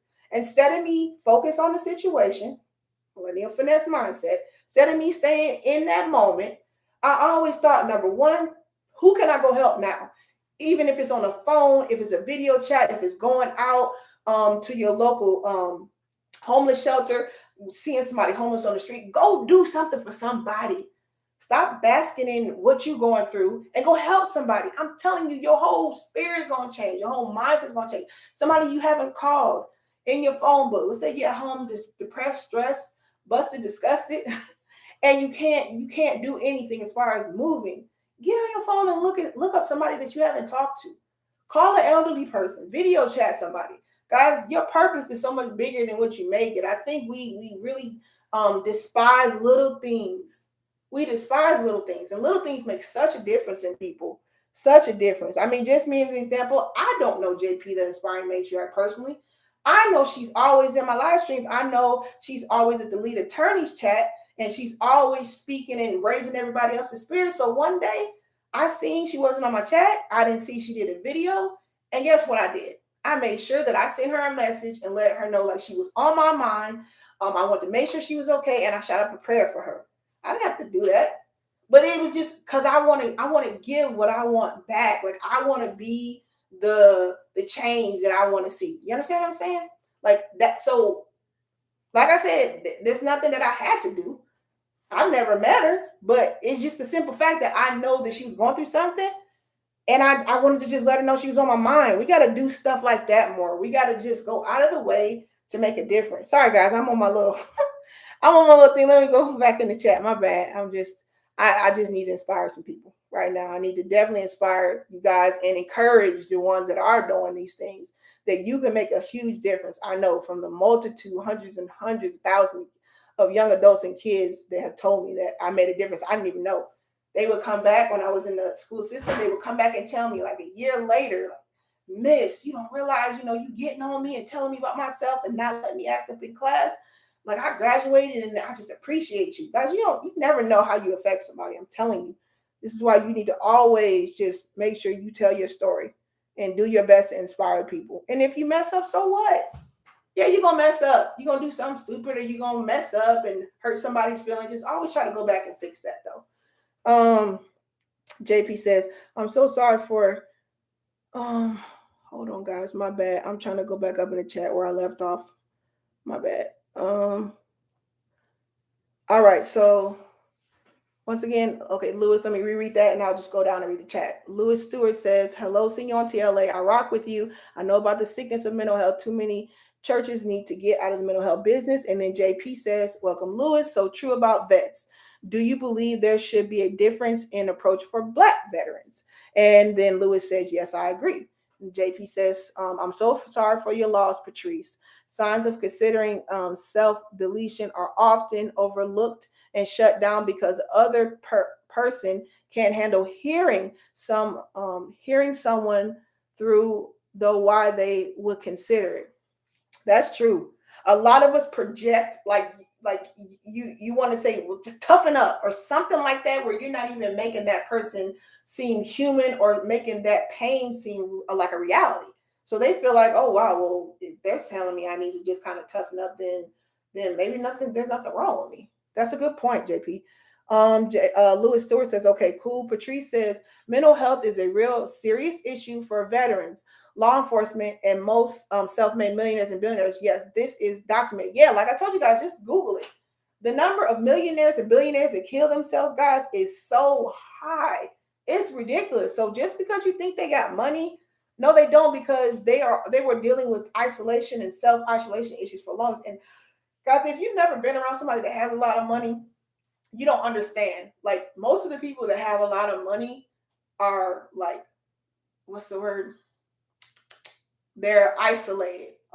They are like to themselves, because you know the saying, as you get to the top, there's less people there. You guys got to think about it. Once you have so much money, there are vultures and snakes coming for you. So for those people, mostly males, to protect themselves, what they do is they keep less people around them.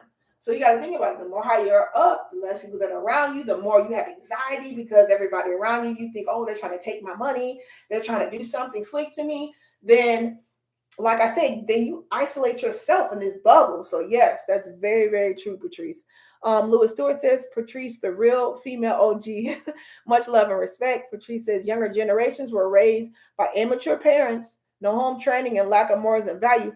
And you know what? I can conclude that to go to Patrice. I feel like it was a generation of music. I'm not putting music as a whole blame, but I feel like that whole culture of when they changed like the music to be instead of like kind of like the empowering, you know, the community vibe to like let's go kill them, let's go have money and cars and women and let's go, you know, shoot the police and stupid stuff like that. Like I feel like that's when it just shifted to this whole melting of a society and the whole mindset of a whole culture of people that is just lost. It's like we're walking zombies. It's sad, really, guys. This is why you need to each one teach one. You need to grab somebody that doesn't have that right role model and show them that light. JP says it's the lack of foundation to stand on, lack of knowledge of self. Lewis says the church hurt more people with mental health issues than the community and the family does. JP says it's not taboo now, it's used as an excuse to not do better. It's okay to say you have anxiety because it makes you a victim. Okay. Lewis Stewart says more military people die from suicide than any other group in the US. And I can believe that because military people have to deal with seeing and shooting and killing people too. Military people have to deal with being exposed to all type of toxins and things when they go to different wars and they fight. So I can believe that. I can believe that. Patrice says, much respect to you, King, to Lewis Stewart. JP saying, wasn't it like 22 an hour at one point? Lewis Stewart, imagine how many of those were young black men. Patrice is saying bullying at school, cyberbullying, and any form of abuse to children plays a major role into, and yeah, and I that's like I told you guys from experience. I know I shut that stuff down. Like even in the room, I don't even let what's it called? Like we call it like bad. Now the girls aren't that bad. The girls are doing good. I struggle streaming. Um, there's a saying that boys will be boys. But I nip that in the butt because I know how it is. You might say, you know, you cracking jokes with each other, but you say the wrong thing about somebody's mom or something, and the boys are ready to fight. So I always try to keep that down. I don't let them crack jokes and joan on each other in class and all that because the boys get heated. So yeah, that is true about the bullying. Let's see. Stewart says JP, yes, but the numbers are twice as much among military people. All right. JP says that's who the stat was referencing. And Stewart says, I will share your content. And I'm born and raised in New York, uptown, but I'm living here in VA. Cool. Thank you, Lewis Stewart. I appreciate that because I definitely want to get out to more people and bring it in as a community. And as you can see, Lewis Stewart, like everybody in here, we all know each other already. So I want us to build a bigger community. I want more people to understand and hear like we need to have these discussions. Yeah, we're gonna laugh. You know, I'm gonna get you some education too, because that's my background. I'm an educator at all levels. I speak, I'm an orator. It's easy for me. I do that. Plus, I love encouraging people. So I definitely want to get us back encouraged to empower each other because it's got to be a community thing. It can't be individual I thing. We got to work together. So thank you, Lewis Stewart. I appreciate the love and the shout out and the subscribing. Let's see. JP said that's who. Okay. Patrice says, Lewis Stewart, I agree with you on the church statement. Church played a major part as well in having many mental health issues because of abuse many endure in church. And that's facts. Yep, that's called church hurt. That's what a lot of people call that. They call that church hurt. Lewis Stewart says, I'm gonna start a YouTube channel soon. Thanks to you. Oh, who, me, Lewis? Good, buddy. Go ahead and do it. We all need to have our versions of ourselves out so everybody can see it. So hey, let me know when you start it, Lewis. Let me know. I encourage you to start that, sir. What do you want to have your channel about, Lewis? So we can know ahead of time. JP Aspiring Matriarch says, exactly. I don't show up because it's required. I show up because 10 minutes of bending my ear can give someone else the strength to go on. I think you meant lending my ear. Yeah, JP. And like I said, I mean, even when we're going through the toughest thing, man, encouragement is so much when you can just be there for somebody else, even though you on your last leg and don't have it. If you can pull that strength to just be there for somebody else, then when you need it, they can pull that strength for you. And I know that personally. Like I said, I've gained so many connections, not even being on social media. I have, and guys, you don't even realize it. There's a lot of people, like, they don't even know I started the channel. Like, I know if I told a lot of people already, like, they probably would be here already supporting me, but I wanted it to grow organically. I wanted to naturally meet people on social media because I'm not on it. And I wanted to just see how, if this is a real community that can be built. So nobody really knows that I have a channel. I didn't go out and tell people. I didn't, none of that. I was like, I want to see if this can really organically grow. Can I just build off of just me being who I am, me pushing my narrative, my ideal, my goal for community, and seeing who's receptive to it. And I see it's garnered so well, and I'm so excited, to see what this is going to, how this is going to transpire. Because like I said, it was just kind of like something cooking in the oven. Nobody knew. I didn't tell anybody besides obviously like my husband. He knew, but I was like, I just want to start from scratch. I don't want to tell anybody. I want to see how this is going to work. All right. So yeah, go ahead and start that, Lewis. Go ahead and start it, sir. Um, Patrice says at Miss B Finesse, also wealthy people become narcissistic personalities, and that's a form of mental illness too. Yeah, exactly. They become narcissistic. And like I said, the connection to that, Patrice, they are narcissistic, number one, because they have it all, but number two, because they feel like since they have it all, they have to isolate themselves because they feel like somebody's going to take it from me. I got it, but dang, it's like a crab. I got it, but oh, shoot, I don't know if they're trying to take it from me, and I don't know if they're trying to take it from me. So yeah, I think like people don't realize the if you go look at like all these videos of these kids that are poor, besides the stuff that they try to trick you with when they showing all these. Hey, this is my sidebar, guys. Have you ever questioned like you got all these poor kids showing them on these little infomercials and stuff? Instead of you videoing, why don't you go help them? Have you ever thought that when you guys see them infomercials back in the day and they still do it now to try to like get your money to send it into them? Why are y'all recording these sickly kids? And why are you not putting the camera down and going to get them some food, get them some water, and get them something to help them if they're sick? I get so agitated when I see that because I'm just like, you're recording this vulnerableness of these children and these people when you can put the camera down and help them right now. But I digress. All right. I never understood that. Patrice says, Lewis Stewart, go for it. We'll support you on the YouTube channel. We sure will. Patrice says, I will. Yes, I have a lot to say. Good, Stewart. And JP says, and you are doing a good job. You're doing a lovely job. Who, Patrice talking about me? If you do, thank you. I'm trying to go longer on my stream, trying to make time, block it off in a day because like I said, the community and the conversation we have is very important.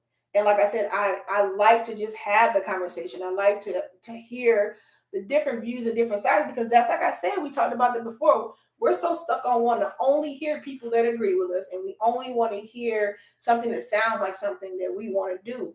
When don't get me wrong, I'm not for ignorance. I'm not funny. I don't want to listen to somebody saying something totally polar opposite than what I know, and it's just negative for the community. But yet, and still, even those people, you need to understand why they think what they think, so you can be the best impact and influence on them. And like I said, guys, I know I've run the gamut of it. Like I've been around. My job is just socially dealing with people. I've dealt with people for so long. It's like to me, it's like a master skill. Like I know how to talk to people. I know how to encourage people. I know how to deal with people in situations where it looks like it's kind of on the edge.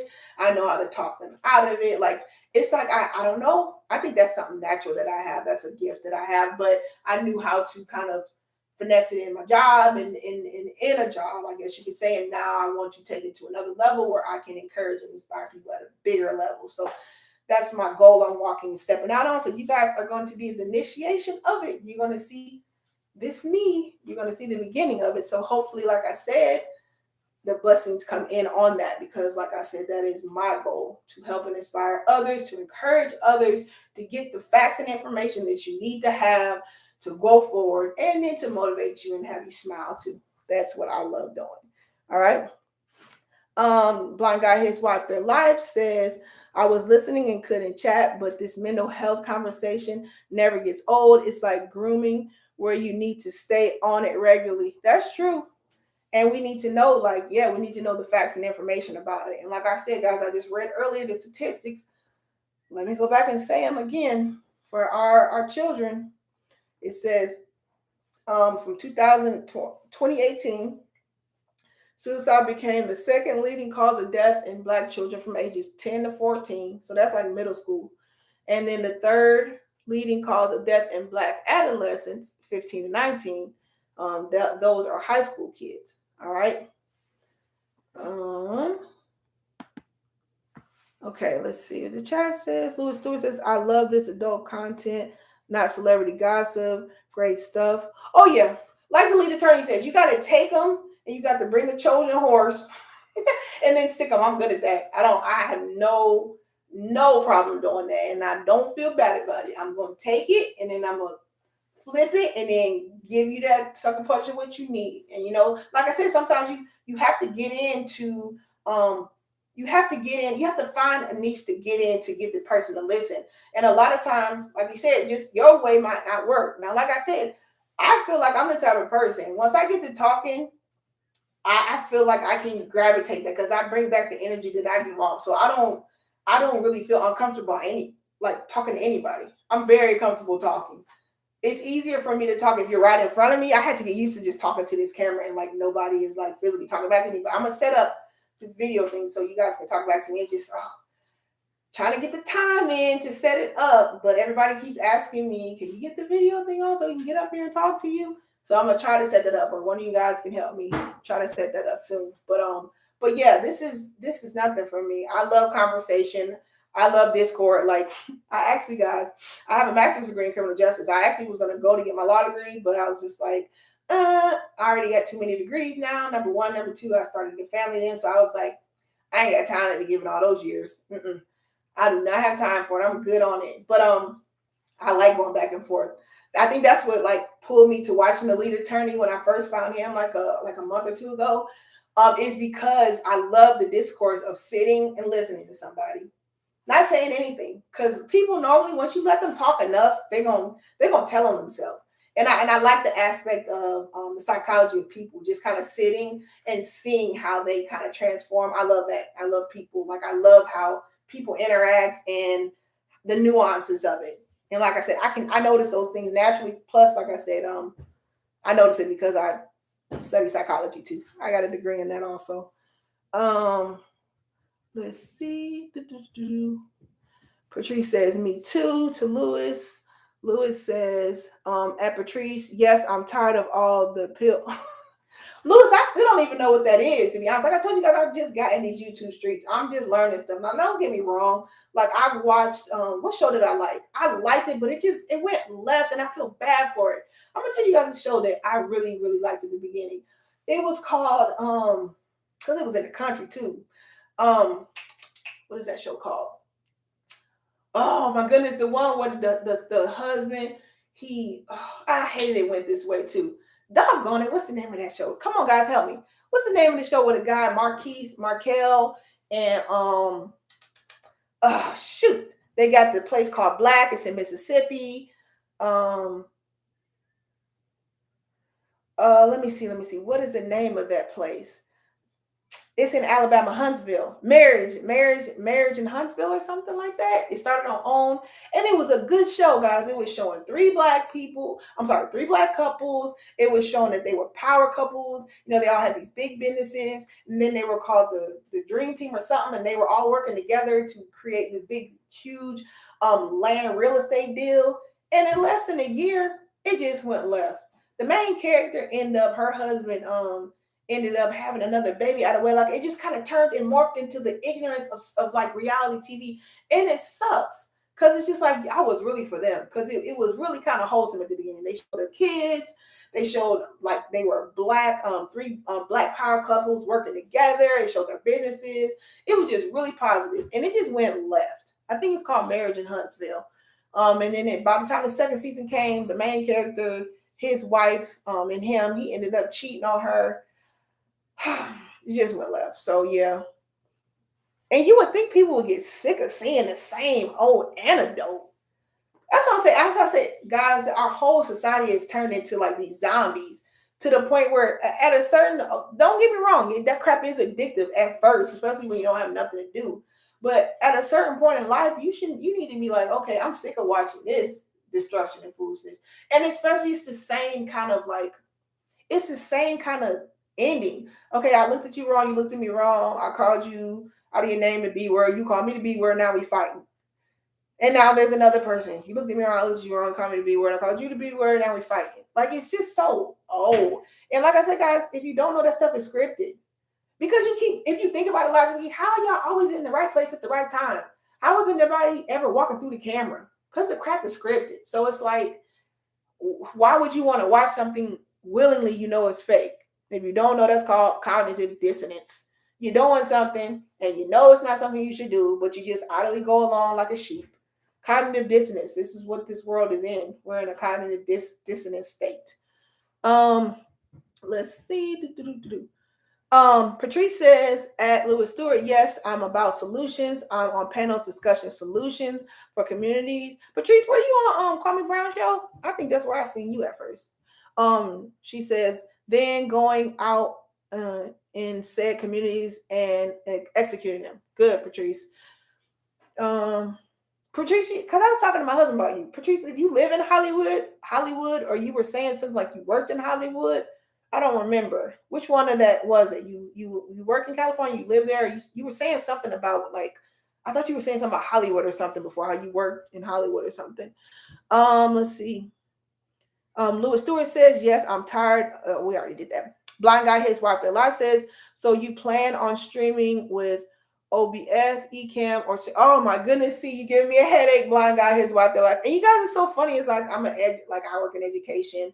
Like I know how to work on virtual because that's all we've been doing, but it's still like I hate learning new like stuff dealing with computers. Like, but once I learn it, I'm like this. But I don't know. You guys are gonna have to help me. Blind Guy His Wife Their Life. I'm thinking about StreamYard, but I don't know like which one I want to do. You guys are gonna have to help and consult me. Because I think that's gonna change it to a whole nother level when I start bringing you guys on. Or some other streaming platform. I was thinking about StreamYard, Blind Guy His Wife Their Life. I was thinking about that one. Something just simple I can set up, and plus it'll shoot it to my other social medias. Like I said, I'm new to this whole social media world, so I have to shoot it to like my Instagram and other social medias too. Because I guess that's what StreamYard does. Lewis Stewart says I will email a conversation about this. Okay, thank you, Lewis. He said he'll email the conversations. Lewis Stewart says, at Patrice, I've been in education for over 20 years. Oh, cool. And I never met some of these people online. This is a new world to me. You too. Me too, Lewis. Me too. Because like my biggest thing, Lewis, is like I'm very kind of like, I'm not introverted, but like my family is like this. So it's like I'm just like I talk to people all the time, but just like me coming on here, that's another aspect of my day that I gotta take out and do this. But I love it because I can tell from the response that I'm getting back to people that they're encouraged. So it's encouraging me, and like my whole goal and just the ideals that were in my heart were like, you're going to be on a bigger screen. You need to get out and be exposed to other people. Other people need what you have. And so instead of me diminishing that, I was like, you know what? I'm just going to receive it and walk in it. So I put myself out there, Lewis Stewart, like, you know what? And even if I had one subscriber, I'm going to talk to that one subscriber and just encourage that one person. And I did my job for the day, and I know a lot of people's goals is to get to that 1,000 so you can start getting the AdSense.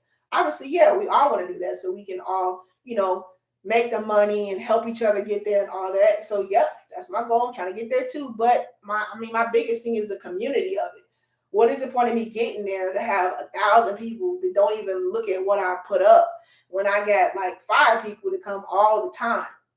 So it's like the person that has 1,000 people, they got 1,000 subscribers, but nobody's engaged. They're not even listening to what you're saying. But when you slowly build it up and you have a couple people and they keep coming and you remember their name, like I didn't even know this YouTube community was this. Like not the community, not this ignorance where they doing beefs. I'm not about that life. I don't have time for it. But I'm saying like the realness of like these people, you feel like they're next door because like you engage with them so much. That is just such a a natural communal thing that I didn't even know existed because, like I said, I'm not on social media. But like the little time I've been here, the month or two, like this is amazing to me. So I'm just gonna keep pushing it. I love it. I really do. The engagement of it instead of just having followers and subscribers. Of course, duh. You gotta remind, let me get my plug. Make sure you have not. If you have not, make sure you hit the bell, subscribe to the channel, make sure you hit the notification bell, hit the like. But I mean, beyond that, like I said, it's just to get out to more people. If I don't say that and people don't remember to do it, then it's just me isolated talking. But just from the encouragement from you, Lewis Stewart, what you just said, and everybody here in the stream and the chat encouraged me already. With Attorney encouraging me, other people. If you didn't know, I was on Call Me Brown's live. That was like my first live ever when I first got on YouTube.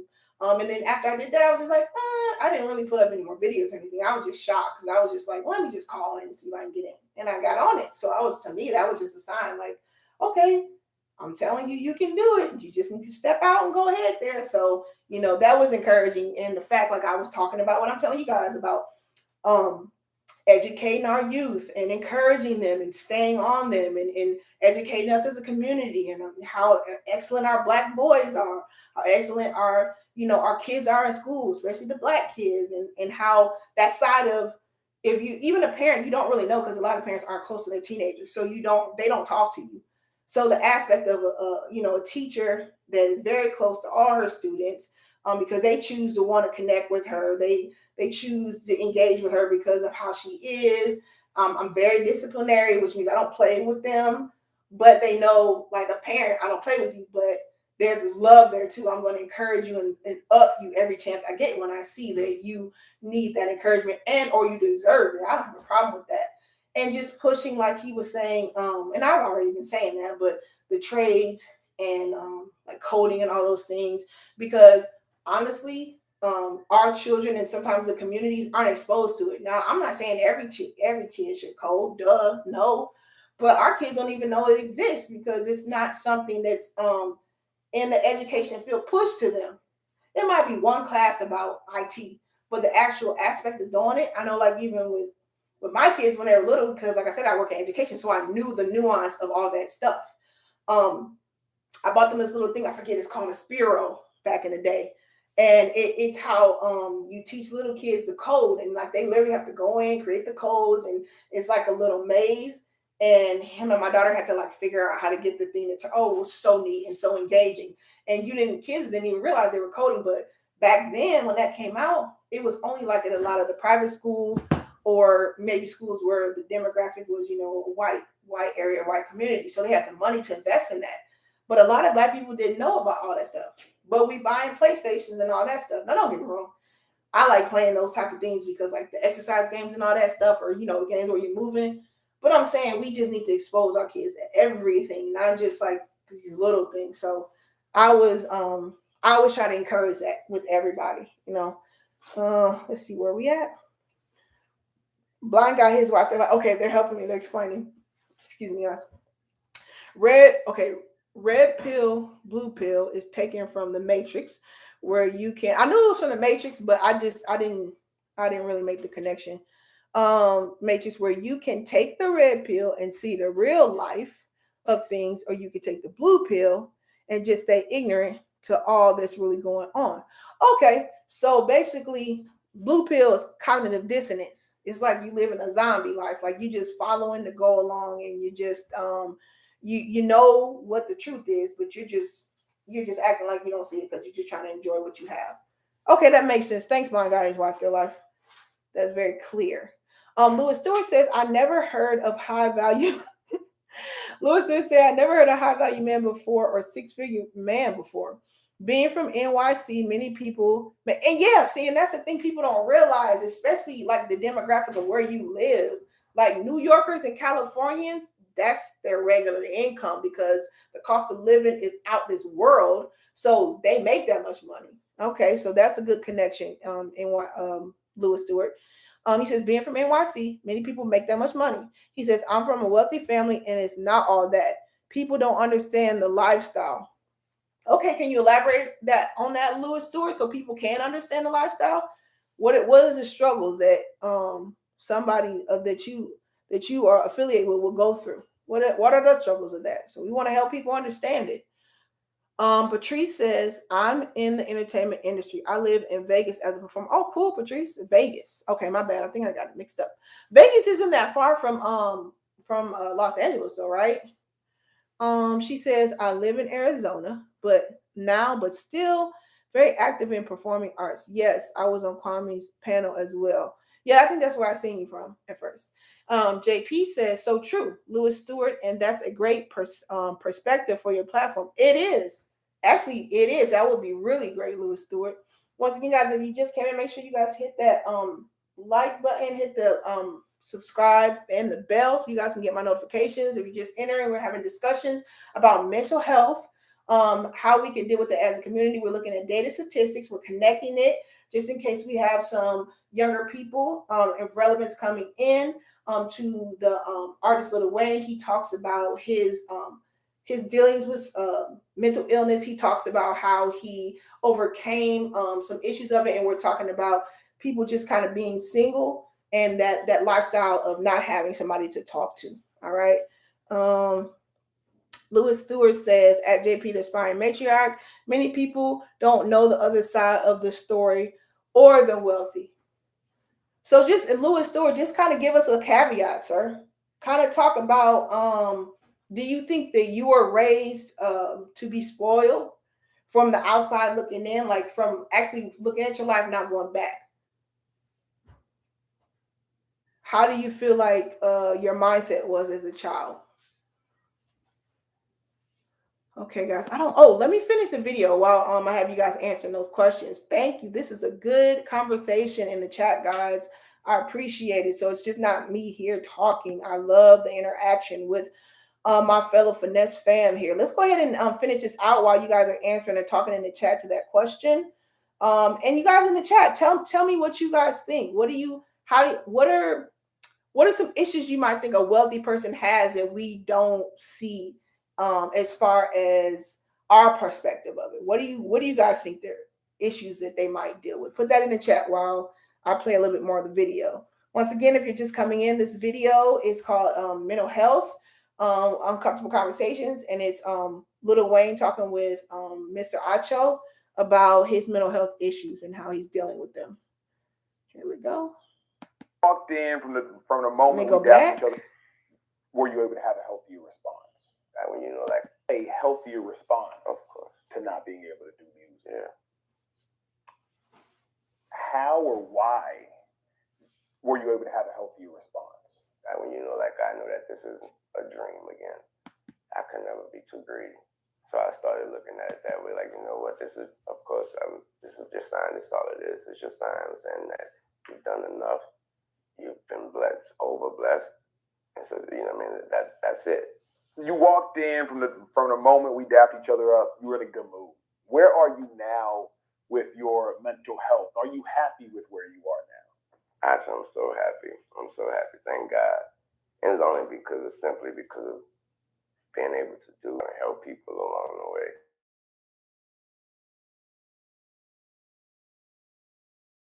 Please say. Making people kind of see the truth and reality of who they are, what they are. Come on, Struggle Stream. We're doing good. Anyways, guys. Sorry, Struggle Stream. Helped him with his mental illness was giving to others. I talked about that about 20 minutes ago. If you feeling down and out, I'm telling you, I could charge you for it later. But if you feel bad, down and out, guys, the thing that's going to help you get your spirit right back up is go help somebody. I don't care if it's physically getting up going. I don't care if it's looking through your phone and you know there's somebody in there you've never called and talked to in a long time. Call them and help them feel good. Or get on a what is this, like a Zoom call, or get on a video call with somebody and just tell them that you were thinking about them. Guys, you guys know when you get people to do that to you, that makes so much of a difference when somebody calls you and says that, because it'll be like the weirdest time when somebody calls you and say, oh, I was just thinking about you. And you'll be like, oh, wow, they were thinking about me. That's pretty cool. And then, it just makes you feel better. Like you will do something for somebody else. Okay, guys, let me play a little bit more of it. I'm gonna go back a little bit. Oh, with your mental health, are you happy with where you are now? Actually, I'm so happy. I'm so happy. Thank God. And it's only simply because of being able to do what I love. And that's be productive and put some music out and help some people put music out and help people along the way. That's what I love. That's who I am. I guess simple cliche. That's what I was born to be. What do you do, bro, on a daily basis? Is there anything outside of music to make sure you stay in check? Is it therapy? Is it meditation? Is it prayer? What do you do to make sure you stay happy with where you are? I pray every single day. And I think I've said that a zillion times already. I pray a lot. That comes from my grandmother. And she just made me, you're going to pray regardless. And even if you don't know it, you're too young to know what you're praying for, you're going to pray. What do you wish people knew about mental health? What I wish they knew is that it's real. That is real. And there is no bar to measure how real. That is a good point. He said the guy asked him, "What do you want people to know about mental health? Like, what is your final take?" And he said that it's real, and it's hard to compute, to computate because of the levels of it, the extremities of it, of mental health. It could be something just as simple as sometimes you can talk yourself up, you can talk your own self back to the better mindset, but it can be as extreme as you need somebody to consistently be there for you. You need some other form of medication or something else that you need. Okay, so that's extremities to the mental health issue, guys. But he said the biggest issue he feels like people have is that they don't realize how real it is, and that is a good point that Lil Wayne is making. It is very real. It's real, and so it's so real that if someone even have the guts, the heart, the bravery, whatever, to at least admit that they have something going on up there that they're not sure about. It's so real that we should only react in the realest way possible. We should remember it's not considered. And if you are a parent of a kid with a mental health problem or something, you think, like I say, even if you think, react with the realest reaction. I ain't saying be like my mom, but all I know is from that day forward, I had never seen or met that lady again. That was the realest reaction she could have given. What would So basically, what he's saying there, for those that got in here late, he's basically saying if you're a parent, he said, be the realest parent that you can be. I.e., in a nutshell, he's basically saying, take your child serious. If you didn't hear his backstory that we played at the beginning of this video, he basically said he was an only child. He's very isolated. I believe in father there, obviously. He said that, and his mother worked a lot, so she was never around him. He dealt with isolation in school because he didn't want to tell people at school that he was struggling with mental health. He was feeling depressed all the time because, as a young boy in school, you don't want people picking on you. So he had all these feelings inside of himself, and he's basically saying, from what he wants to tell parents about this and adults is be the realest real you can be to your kid, which means pay attention to him. He said that mother that he had before he almost attempted to hurt himself died. And he means that figuratively, but what he's saying literally is his mother started paying attention to him. His mother started giving him the love and attention and paid attention to his mindset more so he wouldn't keep going back in those holes to the point where he would want to self-harm himself again. So that is the key thing I'm trying to get adults, parents, educators, people in neighborhoods and communities. Each one teach one. Go take somebody under your wing if you're seeing this, guys, because we all need to try to do our part to help. Let me play a little bit more and then we'll finish the discussion. The adult Lil Wayne say to the 12-year-old young man? Okay, let me go back. So basically saying, what would the adult Lil Wayne say to his former self, his younger self? And this is another thing too for kids to hear that will help a lot of them going through these issues. That day forward, I had never seen or met that lady again. That was the realest reaction she could have given. What would the adult Lil Wayne say to the 12-year-old young man? before he tried to pull the trigger and end his life? What would you say to that young man? I always think about what I would tell him, and the answers always comes out to be the same thing, and it's always a question, and it always is, what if that isn't the wall or the ceiling that you're seeing?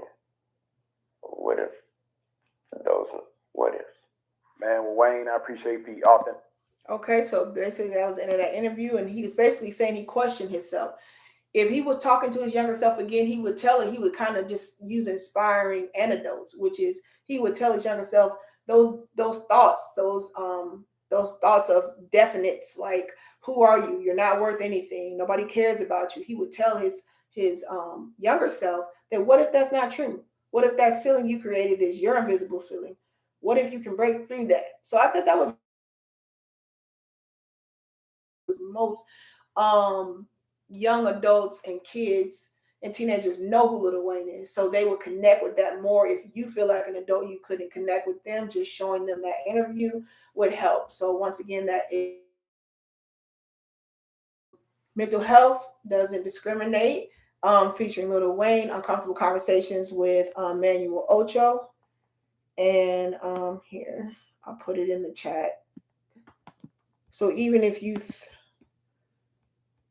don't need it, maybe somebody you know might need it. And I'm about to go through the chat. Give me a second, guys. I see there's some posts. All right, so let me go back to the chat. And where I leave off at, JP says, Lewis Stewart, and that's a great perspective for your platform. Lewis says, many people don't know the other side of wealth. JP says, the presumption is money makes life better and heals our wounds. Lewis Stewart says, my father was never home because he worked all the time. So I never had my father. And that's another side that we don't talk about. With homes that have two parents, one of those parents busting and working so much that that child doesn't even have a relationship. So it's like the mom or the dad, whoever's staying at home, is a single parent. That's another truth that we don't talk about. That's a real truth that's going on in a lot of suburban homes. A lot of homes it's not being talked about. Let's see. Okay, so Lewis Stewart says my father was never home because he worked all the time. So I never had my father. He says I went to private school and grew up around wealthy people. So when I went to high school, which was West Side High, oh, I heard of that. When I went to high school, I was told I wasn't black because of my upbringing. Wow, that's another conversation to be had too. That you're not black enough, the black people and the white people, you too black, get out of my face. So Lewis Stewart basically said I was told I wasn't black because of my upbringing, and I had to be poor in order to be black. That hurt me badly.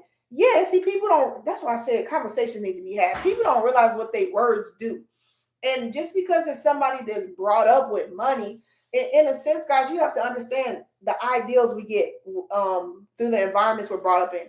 Poor people have an idea, and this is not all, but I'm talking in transparencies here so we can get it all.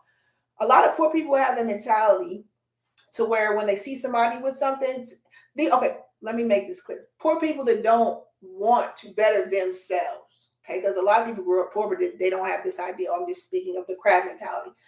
Some poor people have the mentality that they're supposed to be born poor. They say Jesus was poor and all this other stuff, which is not true. And they feel like when you have money, that's a bad thing, and you did something bad to get the money. So when they look at somebody that has it, they think all people that have money have this ideal and that they're selfish and they don't help people, which is very untrue.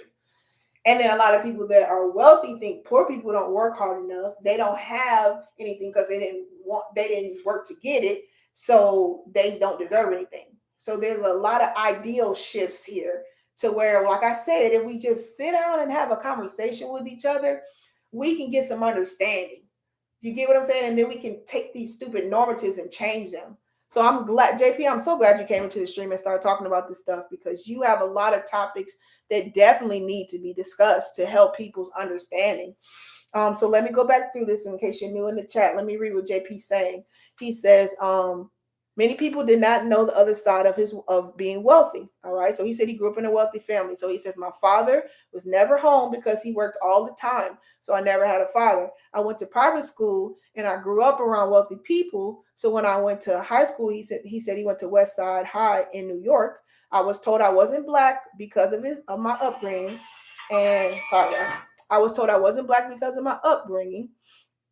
And then I had to be poor in order to be black. And he said that hurt him. Patrice says, from my point of view, more money, more problems. In my Notorious B.I.G. voice. Every time I hear anything about money and a problem, guys, I always think about Notorious B.I.G. Even though I was a little dewdrop when that came out. Okay, Lewis Stewart says, this is just some of the things I dealt with. Wow, Lewis Stewart. But I mean, to me, I understand and know that ideal because I've heard your story before, sir. Lewis Stewart says, this is just some of the things I dealt with. And JP says, while Lewis Stewart, being ostracized for your own by your own community has to play a major role in how you view the world in the black community at large. I'm sorry. All right. And then Patrice Gardner is saying, yes, wealthy people miss quality time with the children and it hurts the children or child. Also, it can create a very different lifestyle and thought process. So, you know what? Let's connect this, Lewis Stewart. Do you feel like the wealthy people and the people that you were around growing up, did you see a lot of mental illness prevalent in either your family, and you don't have to get specific if you don't want to, either in your family, Lewis Stewart, or in the environment you were at, which means like around the wealthy kids you went to school with? What did you see, or even your parents' friends? Do you understand the mental health, or did you see it? I really want to know from your perception, because that is a good ideal to see it from somebody that came from a wealthy family, what they seen on the inside. All right, let us know that, Lewis Stewart, because that's very interesting how you said that. So if you're just coming into this stream, we are talking about mental health and the disparities with mental health and how to have this conversation and help this generation of children, young adults, teenagers, even down to children, how we have this conversation, some anecdotes to really help foster this discussion with mental health, because it is necessary. I did statistics, especially dealing with the community of Black children, how the statistics are growing with suicide now with those children, and how we need to step in as a community and help our children, guys. We definitely need to step in and help each other and our children, and we need to have these conversations. So make sure you guys hit that subscribe button, hit the notification bell, and make sure you like and engage. When you come into my lives, guys, this all the time, even if it's 1 or 100 people, we are engaged. We are talking, we are facilitating and helping each other. So make sure if you want to drop something in the chat or you have a question, go ahead and do that, guys. Get engaged. Let's see. JP says, while Louis Stewart, being ostracized by your own community has to play a major role in how you view the world and the Black community at large. Patrice says, at Louis Stewart, yes, wealthy people miss the quality time with the children and it hurts the children. It can create a very different style and thought process. And then Lewis says, at JP, yes, it affected me a lot. I still love my people. I can see fake rich and real rich. Man, that is another topic. See, look, Lewis Stewart, you done came with like 6 videos already, buddy. You already got 6 videos that you've been talking about right now. He says, I still love my people. He says, I can see fake rich and real rich. It is funny how many fake rich people are online. Nevertheless, it did affect me. And to be honest, Lewis Stewart, that's not even fake rich. All that is wasting money, wasting wealth, wasting family legacy right there.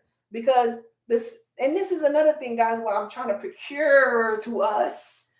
Stop wanting to wear somebody's label to make you feel good. Now, don't get me wrong. I'm not about to sit here and say, like, I don't have nice things, but I'm not risking our mortgage and our house on having something to look good. Me and my husband are not doing that for our family. Like, if it's nice stuff to us, is like a trip, like going out of town, doing something where we can all be together. Like, those are investments with us.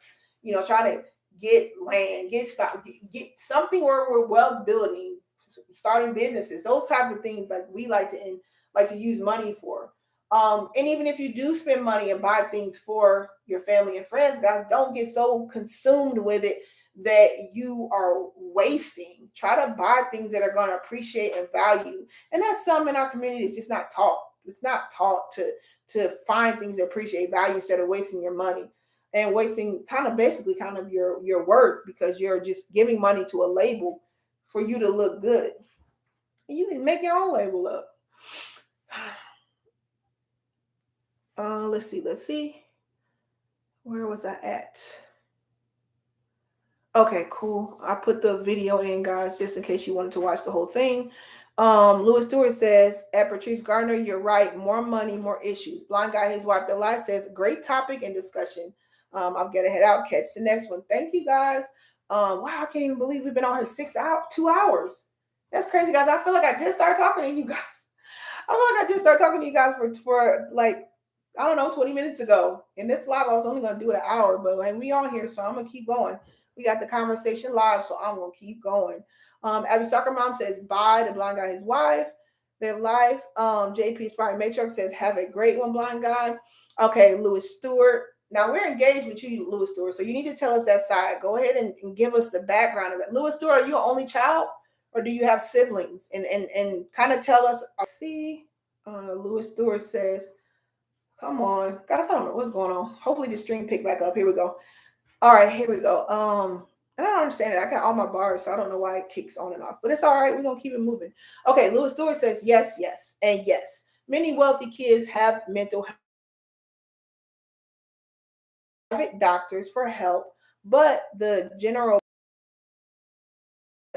when you said that you can go to private doctors for help, do you think the things that the private doctors are offering, is it any kind of antidotes or anything that you see is working better than what maybe a regular doctor would give?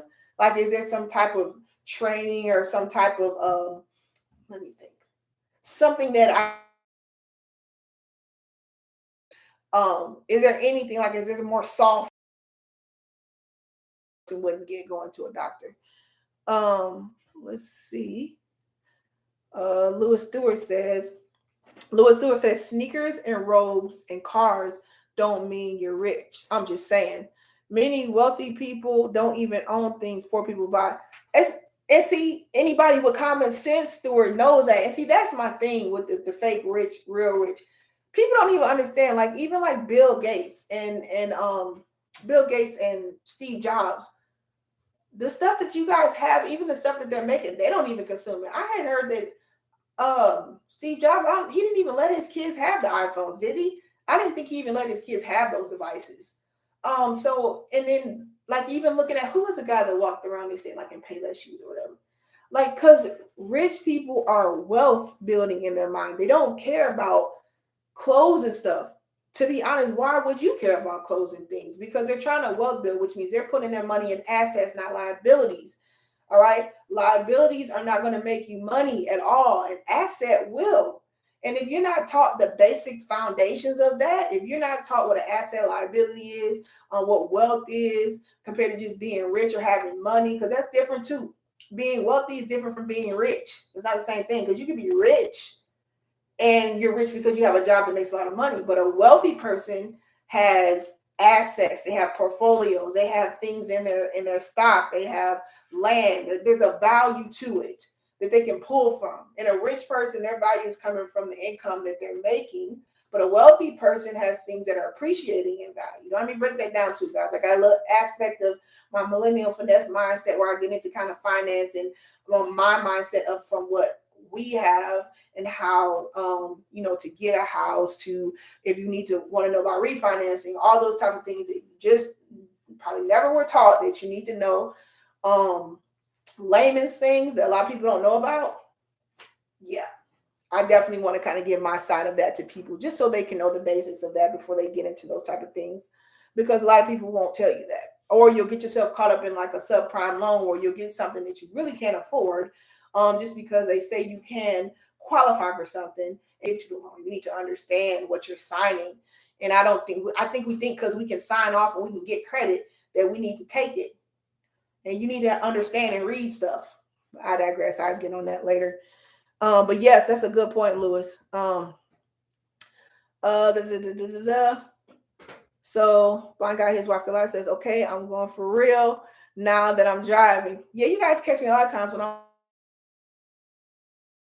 all right, Blind Guy, His Wife, thank you for the support, the 2 hours. I appreciate you. You guys have a great show. Guys, make sure you check them out too. They do shows on Wednesdays, Thursdays, and Fridays. It's so awesome. It's a good family environment. They talk about plant-based foods. They talk about entrepreneurs, how you can get money, how you can start businesses. Once again, Monday, Wednesday, and Fridays. I'm sorry, Wednesday, Thursday, Friday. Sorry, Wednesday, Thursday, Fridays at 11 or 11:15 a.m. All right, guys. And if you miss it, make sure you catch it on the replay. Louis Stewart says, I have one sister, 16 years. I'm assuming that's younger, 16 years younger than me. Okay, cool. All right, so but that's still a big age gap though. So she's like a whole other generation. She's basically, you were in high school when she was born, huh? So what is your relationship with your sister? Are you like her big brother? Like, does she like really like being around you? Or are you guys like all adults now? Are you guys like adults? Um, let's see. Louis Stewart says, no, private doctors mean our mental health issues are not documented to the public while other people's issues are known. Oh, okay. And of course, I mean, that's the luxury of having money. The luxury and the nuance of being not infamous. Or no, I think it is infamous, where people don't know who you are. So yes, I understand that totally. Louis Stewart says, there is a difference between new money and old money. Yep, that's wealth.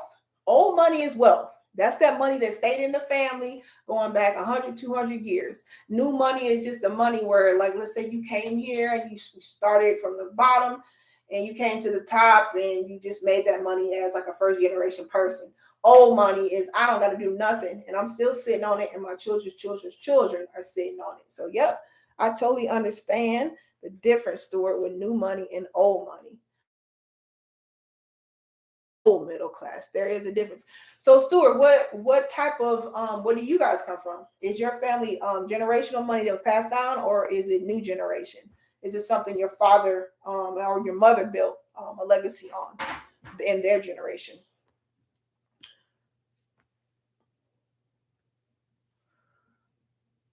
Okay, guys, let me get into something. Oh, guys, also, if you're still here, if you guys want to laugh, I put up a video and it looks like I already got 200 views on that. I put it up a couple hours ago. If you just want to smile and laugh, guys, go ahead and look at the video I put up. It says, try not to laugh, wear your mask. I promise you, there is no way you will not be able to crack a smile, i.e., or just bust a laugh for the day. If you are having a bad day, you are going through something, click on that. It's going to make you smile. I also did a couple motivational videos this week. Go ahead, make sure you guys click on those if you just want to be inspired. And I also did an update to a story I talked about in my live last week, but we got some promising news. Her name is, I think, Saisha Mercado. She was on American Idol years back.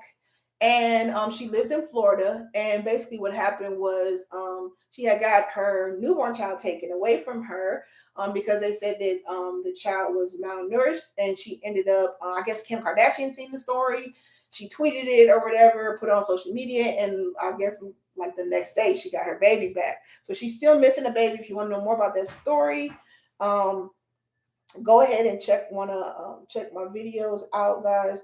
I talked about that story, the update in that, which is so awesome for her because they were saying they thought it might be like a racial issue in that county. And it's so weird because she has like the key to the city and that adjoining city because she was on American Idol. So it's like, okay, what else can we say it was? I believe like her and her partner, boyfriend, whatever he is to her. I mean, he's a baby's father, but I don't think they're married. But I believe they're like naturalists. They don't like to take medicine or anything like that. And I guess when they took the newborn baby in for the 1 month checkup, they thought the baby was malnourished. So once again, guys, make sure you check that for more details on that. Just go ahead and check the video out. And it's a positive update. It's called Kim Kardashian helps an ex-American Idol get her newborn back. So that's something encouraging for you guys to hear. Once again, I got motivational videos up. Like if you're out exercising or whatever, or you're just kind of in meetings or something and you want to listen to some of the lives, we go back into a lot of these topics and discussions. A lot of my lives, I try to keep them between like an hour and two. Like today, we're going for the trophy today because normally between an hour and two, I got to run around and do stuff. And I do, but I like this community right here. So I want to stay in with you guys because normally I always have to cut the conversation short because I have to go run and do something. And you guys are always still in the chat talking, even when I'm getting ready to go. So I definitely want to keep the conversation going, the motivation going. I definitely want to hear Lewis Stewart's side and perspective of his what he felt in his life walk. So basically, if you're just coming in the chat, we have a new member or a new subscriber in Lewis Stewart. He came to my channel. He said he saw me on the Lead Attorney. If you don't know, I've been on his panel, and he came over to check out my live and subscribe. So I appreciate that. But he is talking about mental health and basically the aspect of somebody that comes from a wealthy family. So he's from a wealthy family, and he talks about mental health and how his ideal of having money is not really what everybody else that doesn't have a lot of money sees. He talks about the negativities of having all the money. He went into detail about his father working so much that he never seen his father, him being in private school, and him dealing with a colorism issue with the black people. Some of them telling him he's not black enough because he's not poor, and then the white people on him because he's black with money. So he dealt with that whole mental ideal. And you guys, I know we talk about the basics of kind of depression, anxiety, and all those things, but this is why we need to talk as a community. We don't realize the diaspora of negativity we shoot as a community to each other. Besides other people saying things, how we treat each other and say, and like somebody would hear Lewis Stewart's story and say to him, well, so what? You still have money. What are you crying for? Ignorant. Like, just because he had money does not mean his story is not relevant and his perception is not something that you need to understand. And I think that is a big issue. We don't want to hear other people's life ideals and their perception of what they went through. And I think, like what Lewis Stewart was saying, even the ideal of colorism, you understand what I'm saying? Or the microaggressions. I'm definitely going to do a video on microaggressions because I believe everybody needs to hear this, black, white, and all, how we suppress microaggressions on each other all the time.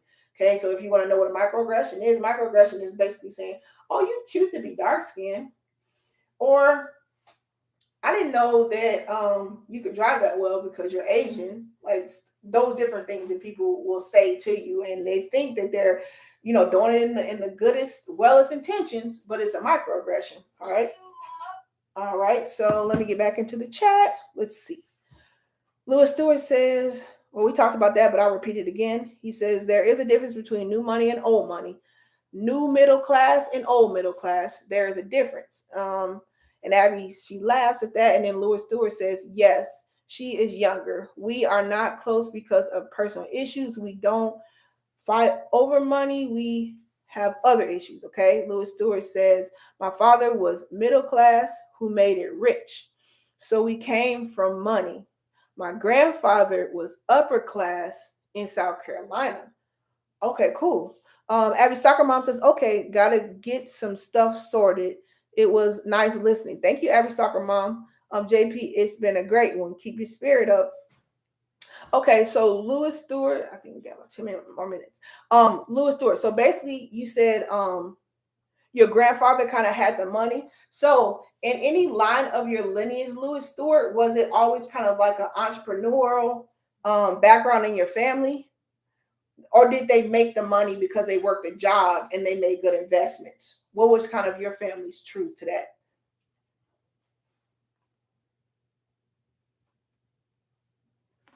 Once again, guys, just another update and shout out. Make sure you guys hit that like button, hit that subscribe button, and also turn on the notification bell so we can continue these discussions. Once again, if you want to get and stay motivated, make sure you guys check out the channel. I try at least every 2 days to upload a little motivational video, something to encourage and inspire you and or make you laugh. I also talk about trending discussions and put my millennial finesse mindset twist on that, my views, my ideals, and the way I see it, my millennial mindset, finesse mindset. Also, guys, some stuff that we need to talk about as far as a community. I do a lot of topics and commentary on those things. All right. I have all kind of videos up just on different topics and issues concerning self-esteem, dealing with pressure, as far as body, dealing with our bodies and how we look, conversations that we have as a community, encouraging things that are going on in the world, just a whole kind of plethora of things that basically mesh back into my mindset, how I see it, and how we should be able to see things from different, I guess you could say, parameters. How we can engage with, sorry guys, how we can engage with each other without the connotation of negativity. How we can hear each other out, listen, and agree to disagree, and not have contention. Because that's the only way we're going to grow as a community, and that's the only way we're going to get other people in other communities to understand where we're at, respect it, and then move forward as allies with us. All right. Um, let's see. Lewis Stewart said they made the money from work and investments. So that's cool. I wonder, Lewis Stewart, how did your family even know about investments? What, did somebody else teach them, like that had money, or did your family always know about investments? Because a lot of people, I think that's the community. I don't know if this age group is called baby boomer. A lot of people in a certain group, I believe it was from the 30s or 40s to the 30s and 40s, I think. That was a golden age where a lot of black people had wealth and started making money. They got houses, even a lot of communities like Black Wall Street, and there's a whole bunch of them, guys. And I would definitely want to get into that, the historical fact of all the different communities and things we built up, because obviously they're not in school books. You're not taught. You really have to go look for it. And when I looked for it, I was just so shocked of all the things I never was taught and learned about the black community, and how they had wealth and how they had all these businesses. Guys, we even had like airplanes. And it's crazy that we're shocked that we had that, but just it's amazing back then. There was airplanes, bus companies, all kind of stuff that we had. And to see today, like there's a novelty of it is pretty amazing to me. Very, very amazing to me that we don't have those type of things.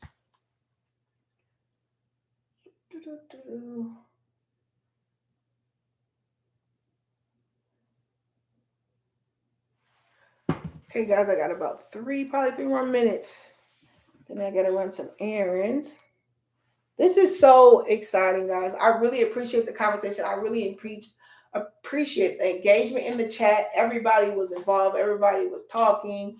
Once again, this is Mrs. B Finesse. I'm just starting off in these YouTube streets, trying to build a community, a culture where we can have these conversations and share this and spread this, so we all can kind of come in, build up, and help each other, and to have a conversation. We can laugh. We can talk about important facts. We can talk about real facts that need to be talked about, and we can motivate. So that is the premise of this channel, if you didn't know. Okay, good. Let's go back. Lewis Stewart says, made the money from work and investments. Remember, it's easy to make money. Yeah, okay. So, because I was thinking about South Carolina. So that's where I was assuming that the investment started at, because you said your grandpa was in South Carolina, and I'm assuming the money migrated from your grandpa to your dad.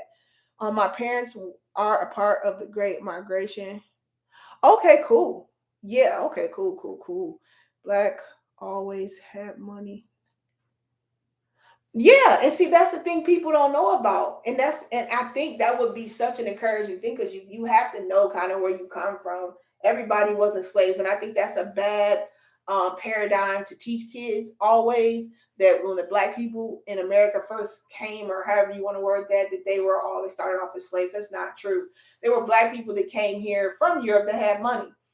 Okay, so you can't say everybody here didn't have anything. And then as far as when the 1800s started coming, before the early 1900s, that's when the shift changed, where they started looking at people as a color. And then for some reason, just it was a mind shift. The racism just exacerbated. But guys, if you go Google it, black people in many of these, even down south, in a lot of these down south states, they were in Congress. They were, in politics. It's not taught, so nobody has any concept of ideal to look it up. But that's another one of my goals that I'm working on, to get all that together, either have a curriculum with it, or create a book, or just even do video blogs about it, so it's something that we can transform and show our youth, and even older people. Some older people, they have a stigma where they just don't want to talk about it. It was so bad what they went through, they don't want to talk about it, and I get it. They don't even want to talk about the negativity they went through because it was so bad. But we still need to talk about the excellence of it. And not in a sense of, yeah, we kings and queens. Okay, we know that. But I'm talking about here. how we went from a slave to actually having things, to actually being productive in society, and then the twist of the downfall. But we're still here just doing it. So I think it's really interesting. And Lewis Stewart, you definitely have a story in the channel. Like the things that you're talking about, nobody probably would hear it, or nobody would be willing to express it. Most people, when they have stuff, they don't want to help anybody out. They just want to keep, like you said, that old money, their money, and they don't really want to, even just express to other people how they got it, how it's maintained, and still with the negativities of having it. So yeah, you would definitely have an interesting channel. Remember, Sugar Hill in Harlem is rich black people. Also remember, Central Park was middle class black people. And isn't it crazy how the gentrification cycle happens, Lewis Stewart? Like how we had it and then it took it away. Or just basically the paradigm of black people were a certain place, and then once all the white people or the suburban people, they wanted to get out of the city, so they moved to the suburbs. And then I guess when they got sick of the suburbs, because more black people were getting money, and even other cultures and races were getting money, so they were coming out of the suburbs, and then they want to come back into the cities and gentrify. It's amazing, and it's not just in one city; it's everywhere. The gentrification, and and you can't even be mad at the capitalism because it's really smart. It's like, okay, you get the people to move out to the suburbs, okay, where the property value is higher. Then the people come out to the suburbs, the property value is already high. So even some of them that move out there can't afford it, so they end up losing it. But then when you get most of them out, you say, okay, they've left out. Most of them are out of the city. Things are dilapidated. People are losing stuff. Let's go back and buy it at a cheaper price. You got to understand capitalism, guys. It's very simple. You don't have to be rich to understand it. You just got to have an ear to hear and be able to read, and a little bit of common sense, and it makes sense why the capitalist society runs so well as a mechanism, okay? Because what they're doing, like you say, you pull them out of the city, and then everything in the city dilapidates, the property value is cheap, the value to buy it back up and build multi-million-dollar condos and mansions and build up stuff on the property, and you get it for dirt cheap. Man, capitalism, only here in America. It is amazing. Yeah, like I said, I'm an avid learner. I learn everything, or I go and talk to people that have or I am in that environment where I see it and I can speak it. So I think that's the biggest thing. We need to stop staying in our little bubbles and our safetyness, and we need to go out and learn things and understand what it is to have money, or be rich, and then wealth, because wealth surpasses all. Wealth is something that you can pass down. You can't pass down being rich, because your job cannot be passed down. And we need to understand that, just because some people are high earners. When you think about it, even if they are high earners, 100,000, 200,000, because that's only 1% of the American population that earn that amount of money. White or black is 1%. And you break it down to black, that's even less than 0.5%.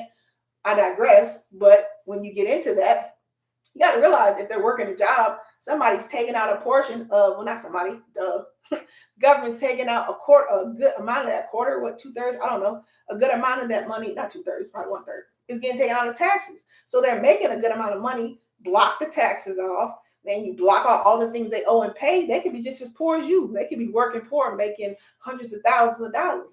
Okay, so it's a perception and a mind shift. You have to understand money and what it's for, and how to make money for you instead of wasting money. Like I said, it's a simple mind shift once you learn it. Once you learn it, it's just like awakening. You'll never forget it, and you'll never go back. You'll work forward. All right. Let's see. Lewis Stewart says yes, yes, yes. Lewis Stewart says South Boston was the first wealthy place black people lived before the Civil War. Cool. Now, Lewis Stewart, do you know this because your people were from these different places, or do you know this because you studied the history, or maybe like your family members told you this stuff? How do you know these different statistics?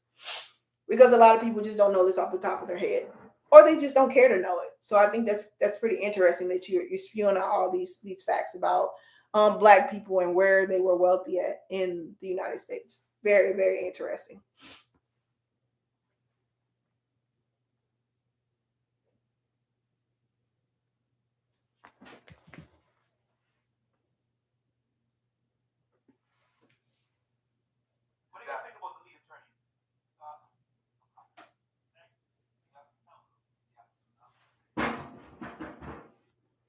Let me make sure I talked about everything I wanted to discuss, guys, while I'm waiting for Lewis Stewart to answer my question.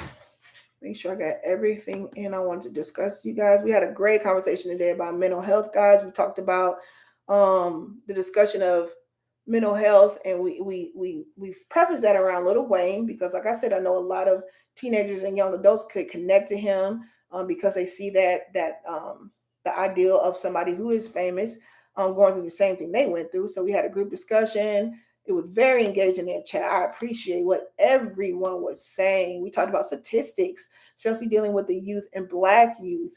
We talked about the data of suicide and how it is really important that we need to talk and pay attention to our community of children. We need to engage with them. Even if you don't have children, you need to engage with somebody in your community, let it be your nieces or nephews. You need to engage with them because all of them need that.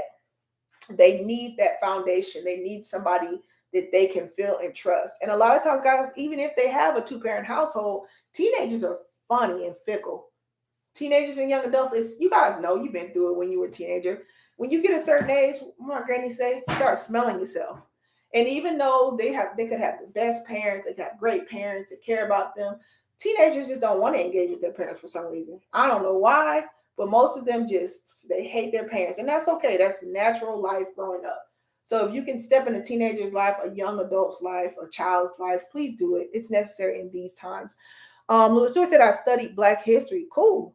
Schomburg Research Center in New York. Wow. As well as I have a degree in history. Cool, Stewart. I could tell it was something else flowing there. I got my degrees in criminal justice. I have a master's degree and a bachelor's, and I have a degree in psychology. So all that helps, like the whole ideal of what I do, what I've done, and what I'm trying to be. So it just kind of helps. It helps make me more kind of iron sharper than iron. Like I'm more like it's easy for conversations with me. It's easy for me to pick out and be engaged because I can kind of tell where I want to take something. That is really cool. That is really cool because I know with so you say you studied Black history. You studied it when you were in college, or you at Schomburg Research Center in New York. What is that? Is that a college? Is that what is that a what's that called? Post graduate school? Let me just Google it.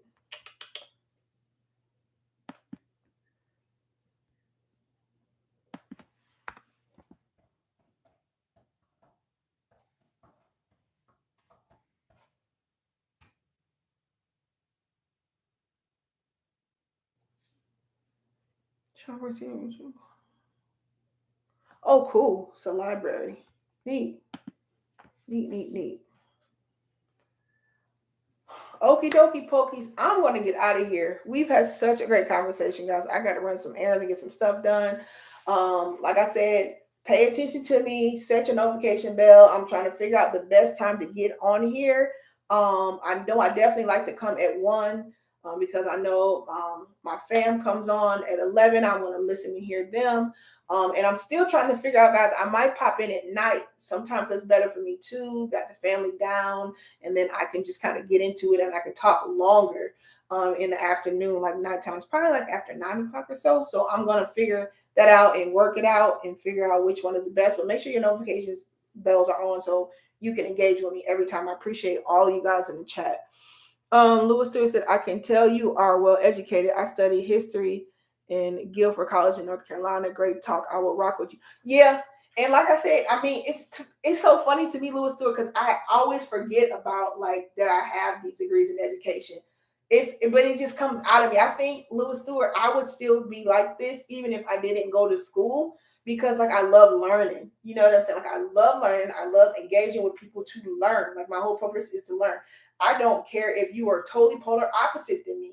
I'll be honest with you. I've never had a conversation with somebody that did not engage with me and in the very end understand my perspective and then engage because they liked who I was as a person. They might not have agreed and like what I said, but at the very end, they had an understanding of what I was saying. And they liked me so much as a person because my discourse and how I engage that like it's like I get a fan, I get a member, I get somebody to subscribe to my understanding because like I said, we just are here to talk and get an understanding. And it's necessary. And I don't have to agree with you. But educated talk is necessary. And I don't believe per se you have to be educated like you went to college. I think a wise person can have excellent dialogue and better dialogue than a person educated because of the experience and that wisdom. But it's all how you portray yourself. All right. So this was a great discussion. You guys are trying to still get me talking. Thank you, Louis Stewart. I'm glad you jumped into the stream. I'm glad you came and you gave your piece. Once again, get your concept together, Louis Stewart, and just start your channel. And what I suggest is just start talking, because at first you got to get used to being in front of the camera, especially if you're not used to just talking in front of the camera. It's not like talking to a person. So I would just turn the camera on, Louis Stewart, and just start talking about even what we talked about today. Just go ahead, turn on the YouTube studio or turn on the go live and just start talking about that and just get yourself used to it, because it's gonna be like a slope uphill battle unless you do like different things to grow your group, or like you do different ads or whatever. You can build it like a lot quicker. But if you kind of just basically starting it, yeah, it's gonna be a lot of just kind of letting the people come and letting them fill you out, and then just being confident with yourself to know that what you need to be said needs to be out in the world, and people will gravitate to that. So hopefully you stay encouraged to do that. But otherwise, guys, I'm gonna get up out of here. You guys got me an hour and a half over. I was only gonna do an hour and be done, but I enjoyed the conversation. So much to learn. Okay, cool. Good. All right, guys, you have a great day. Adios. Au revoir. See you later, guys.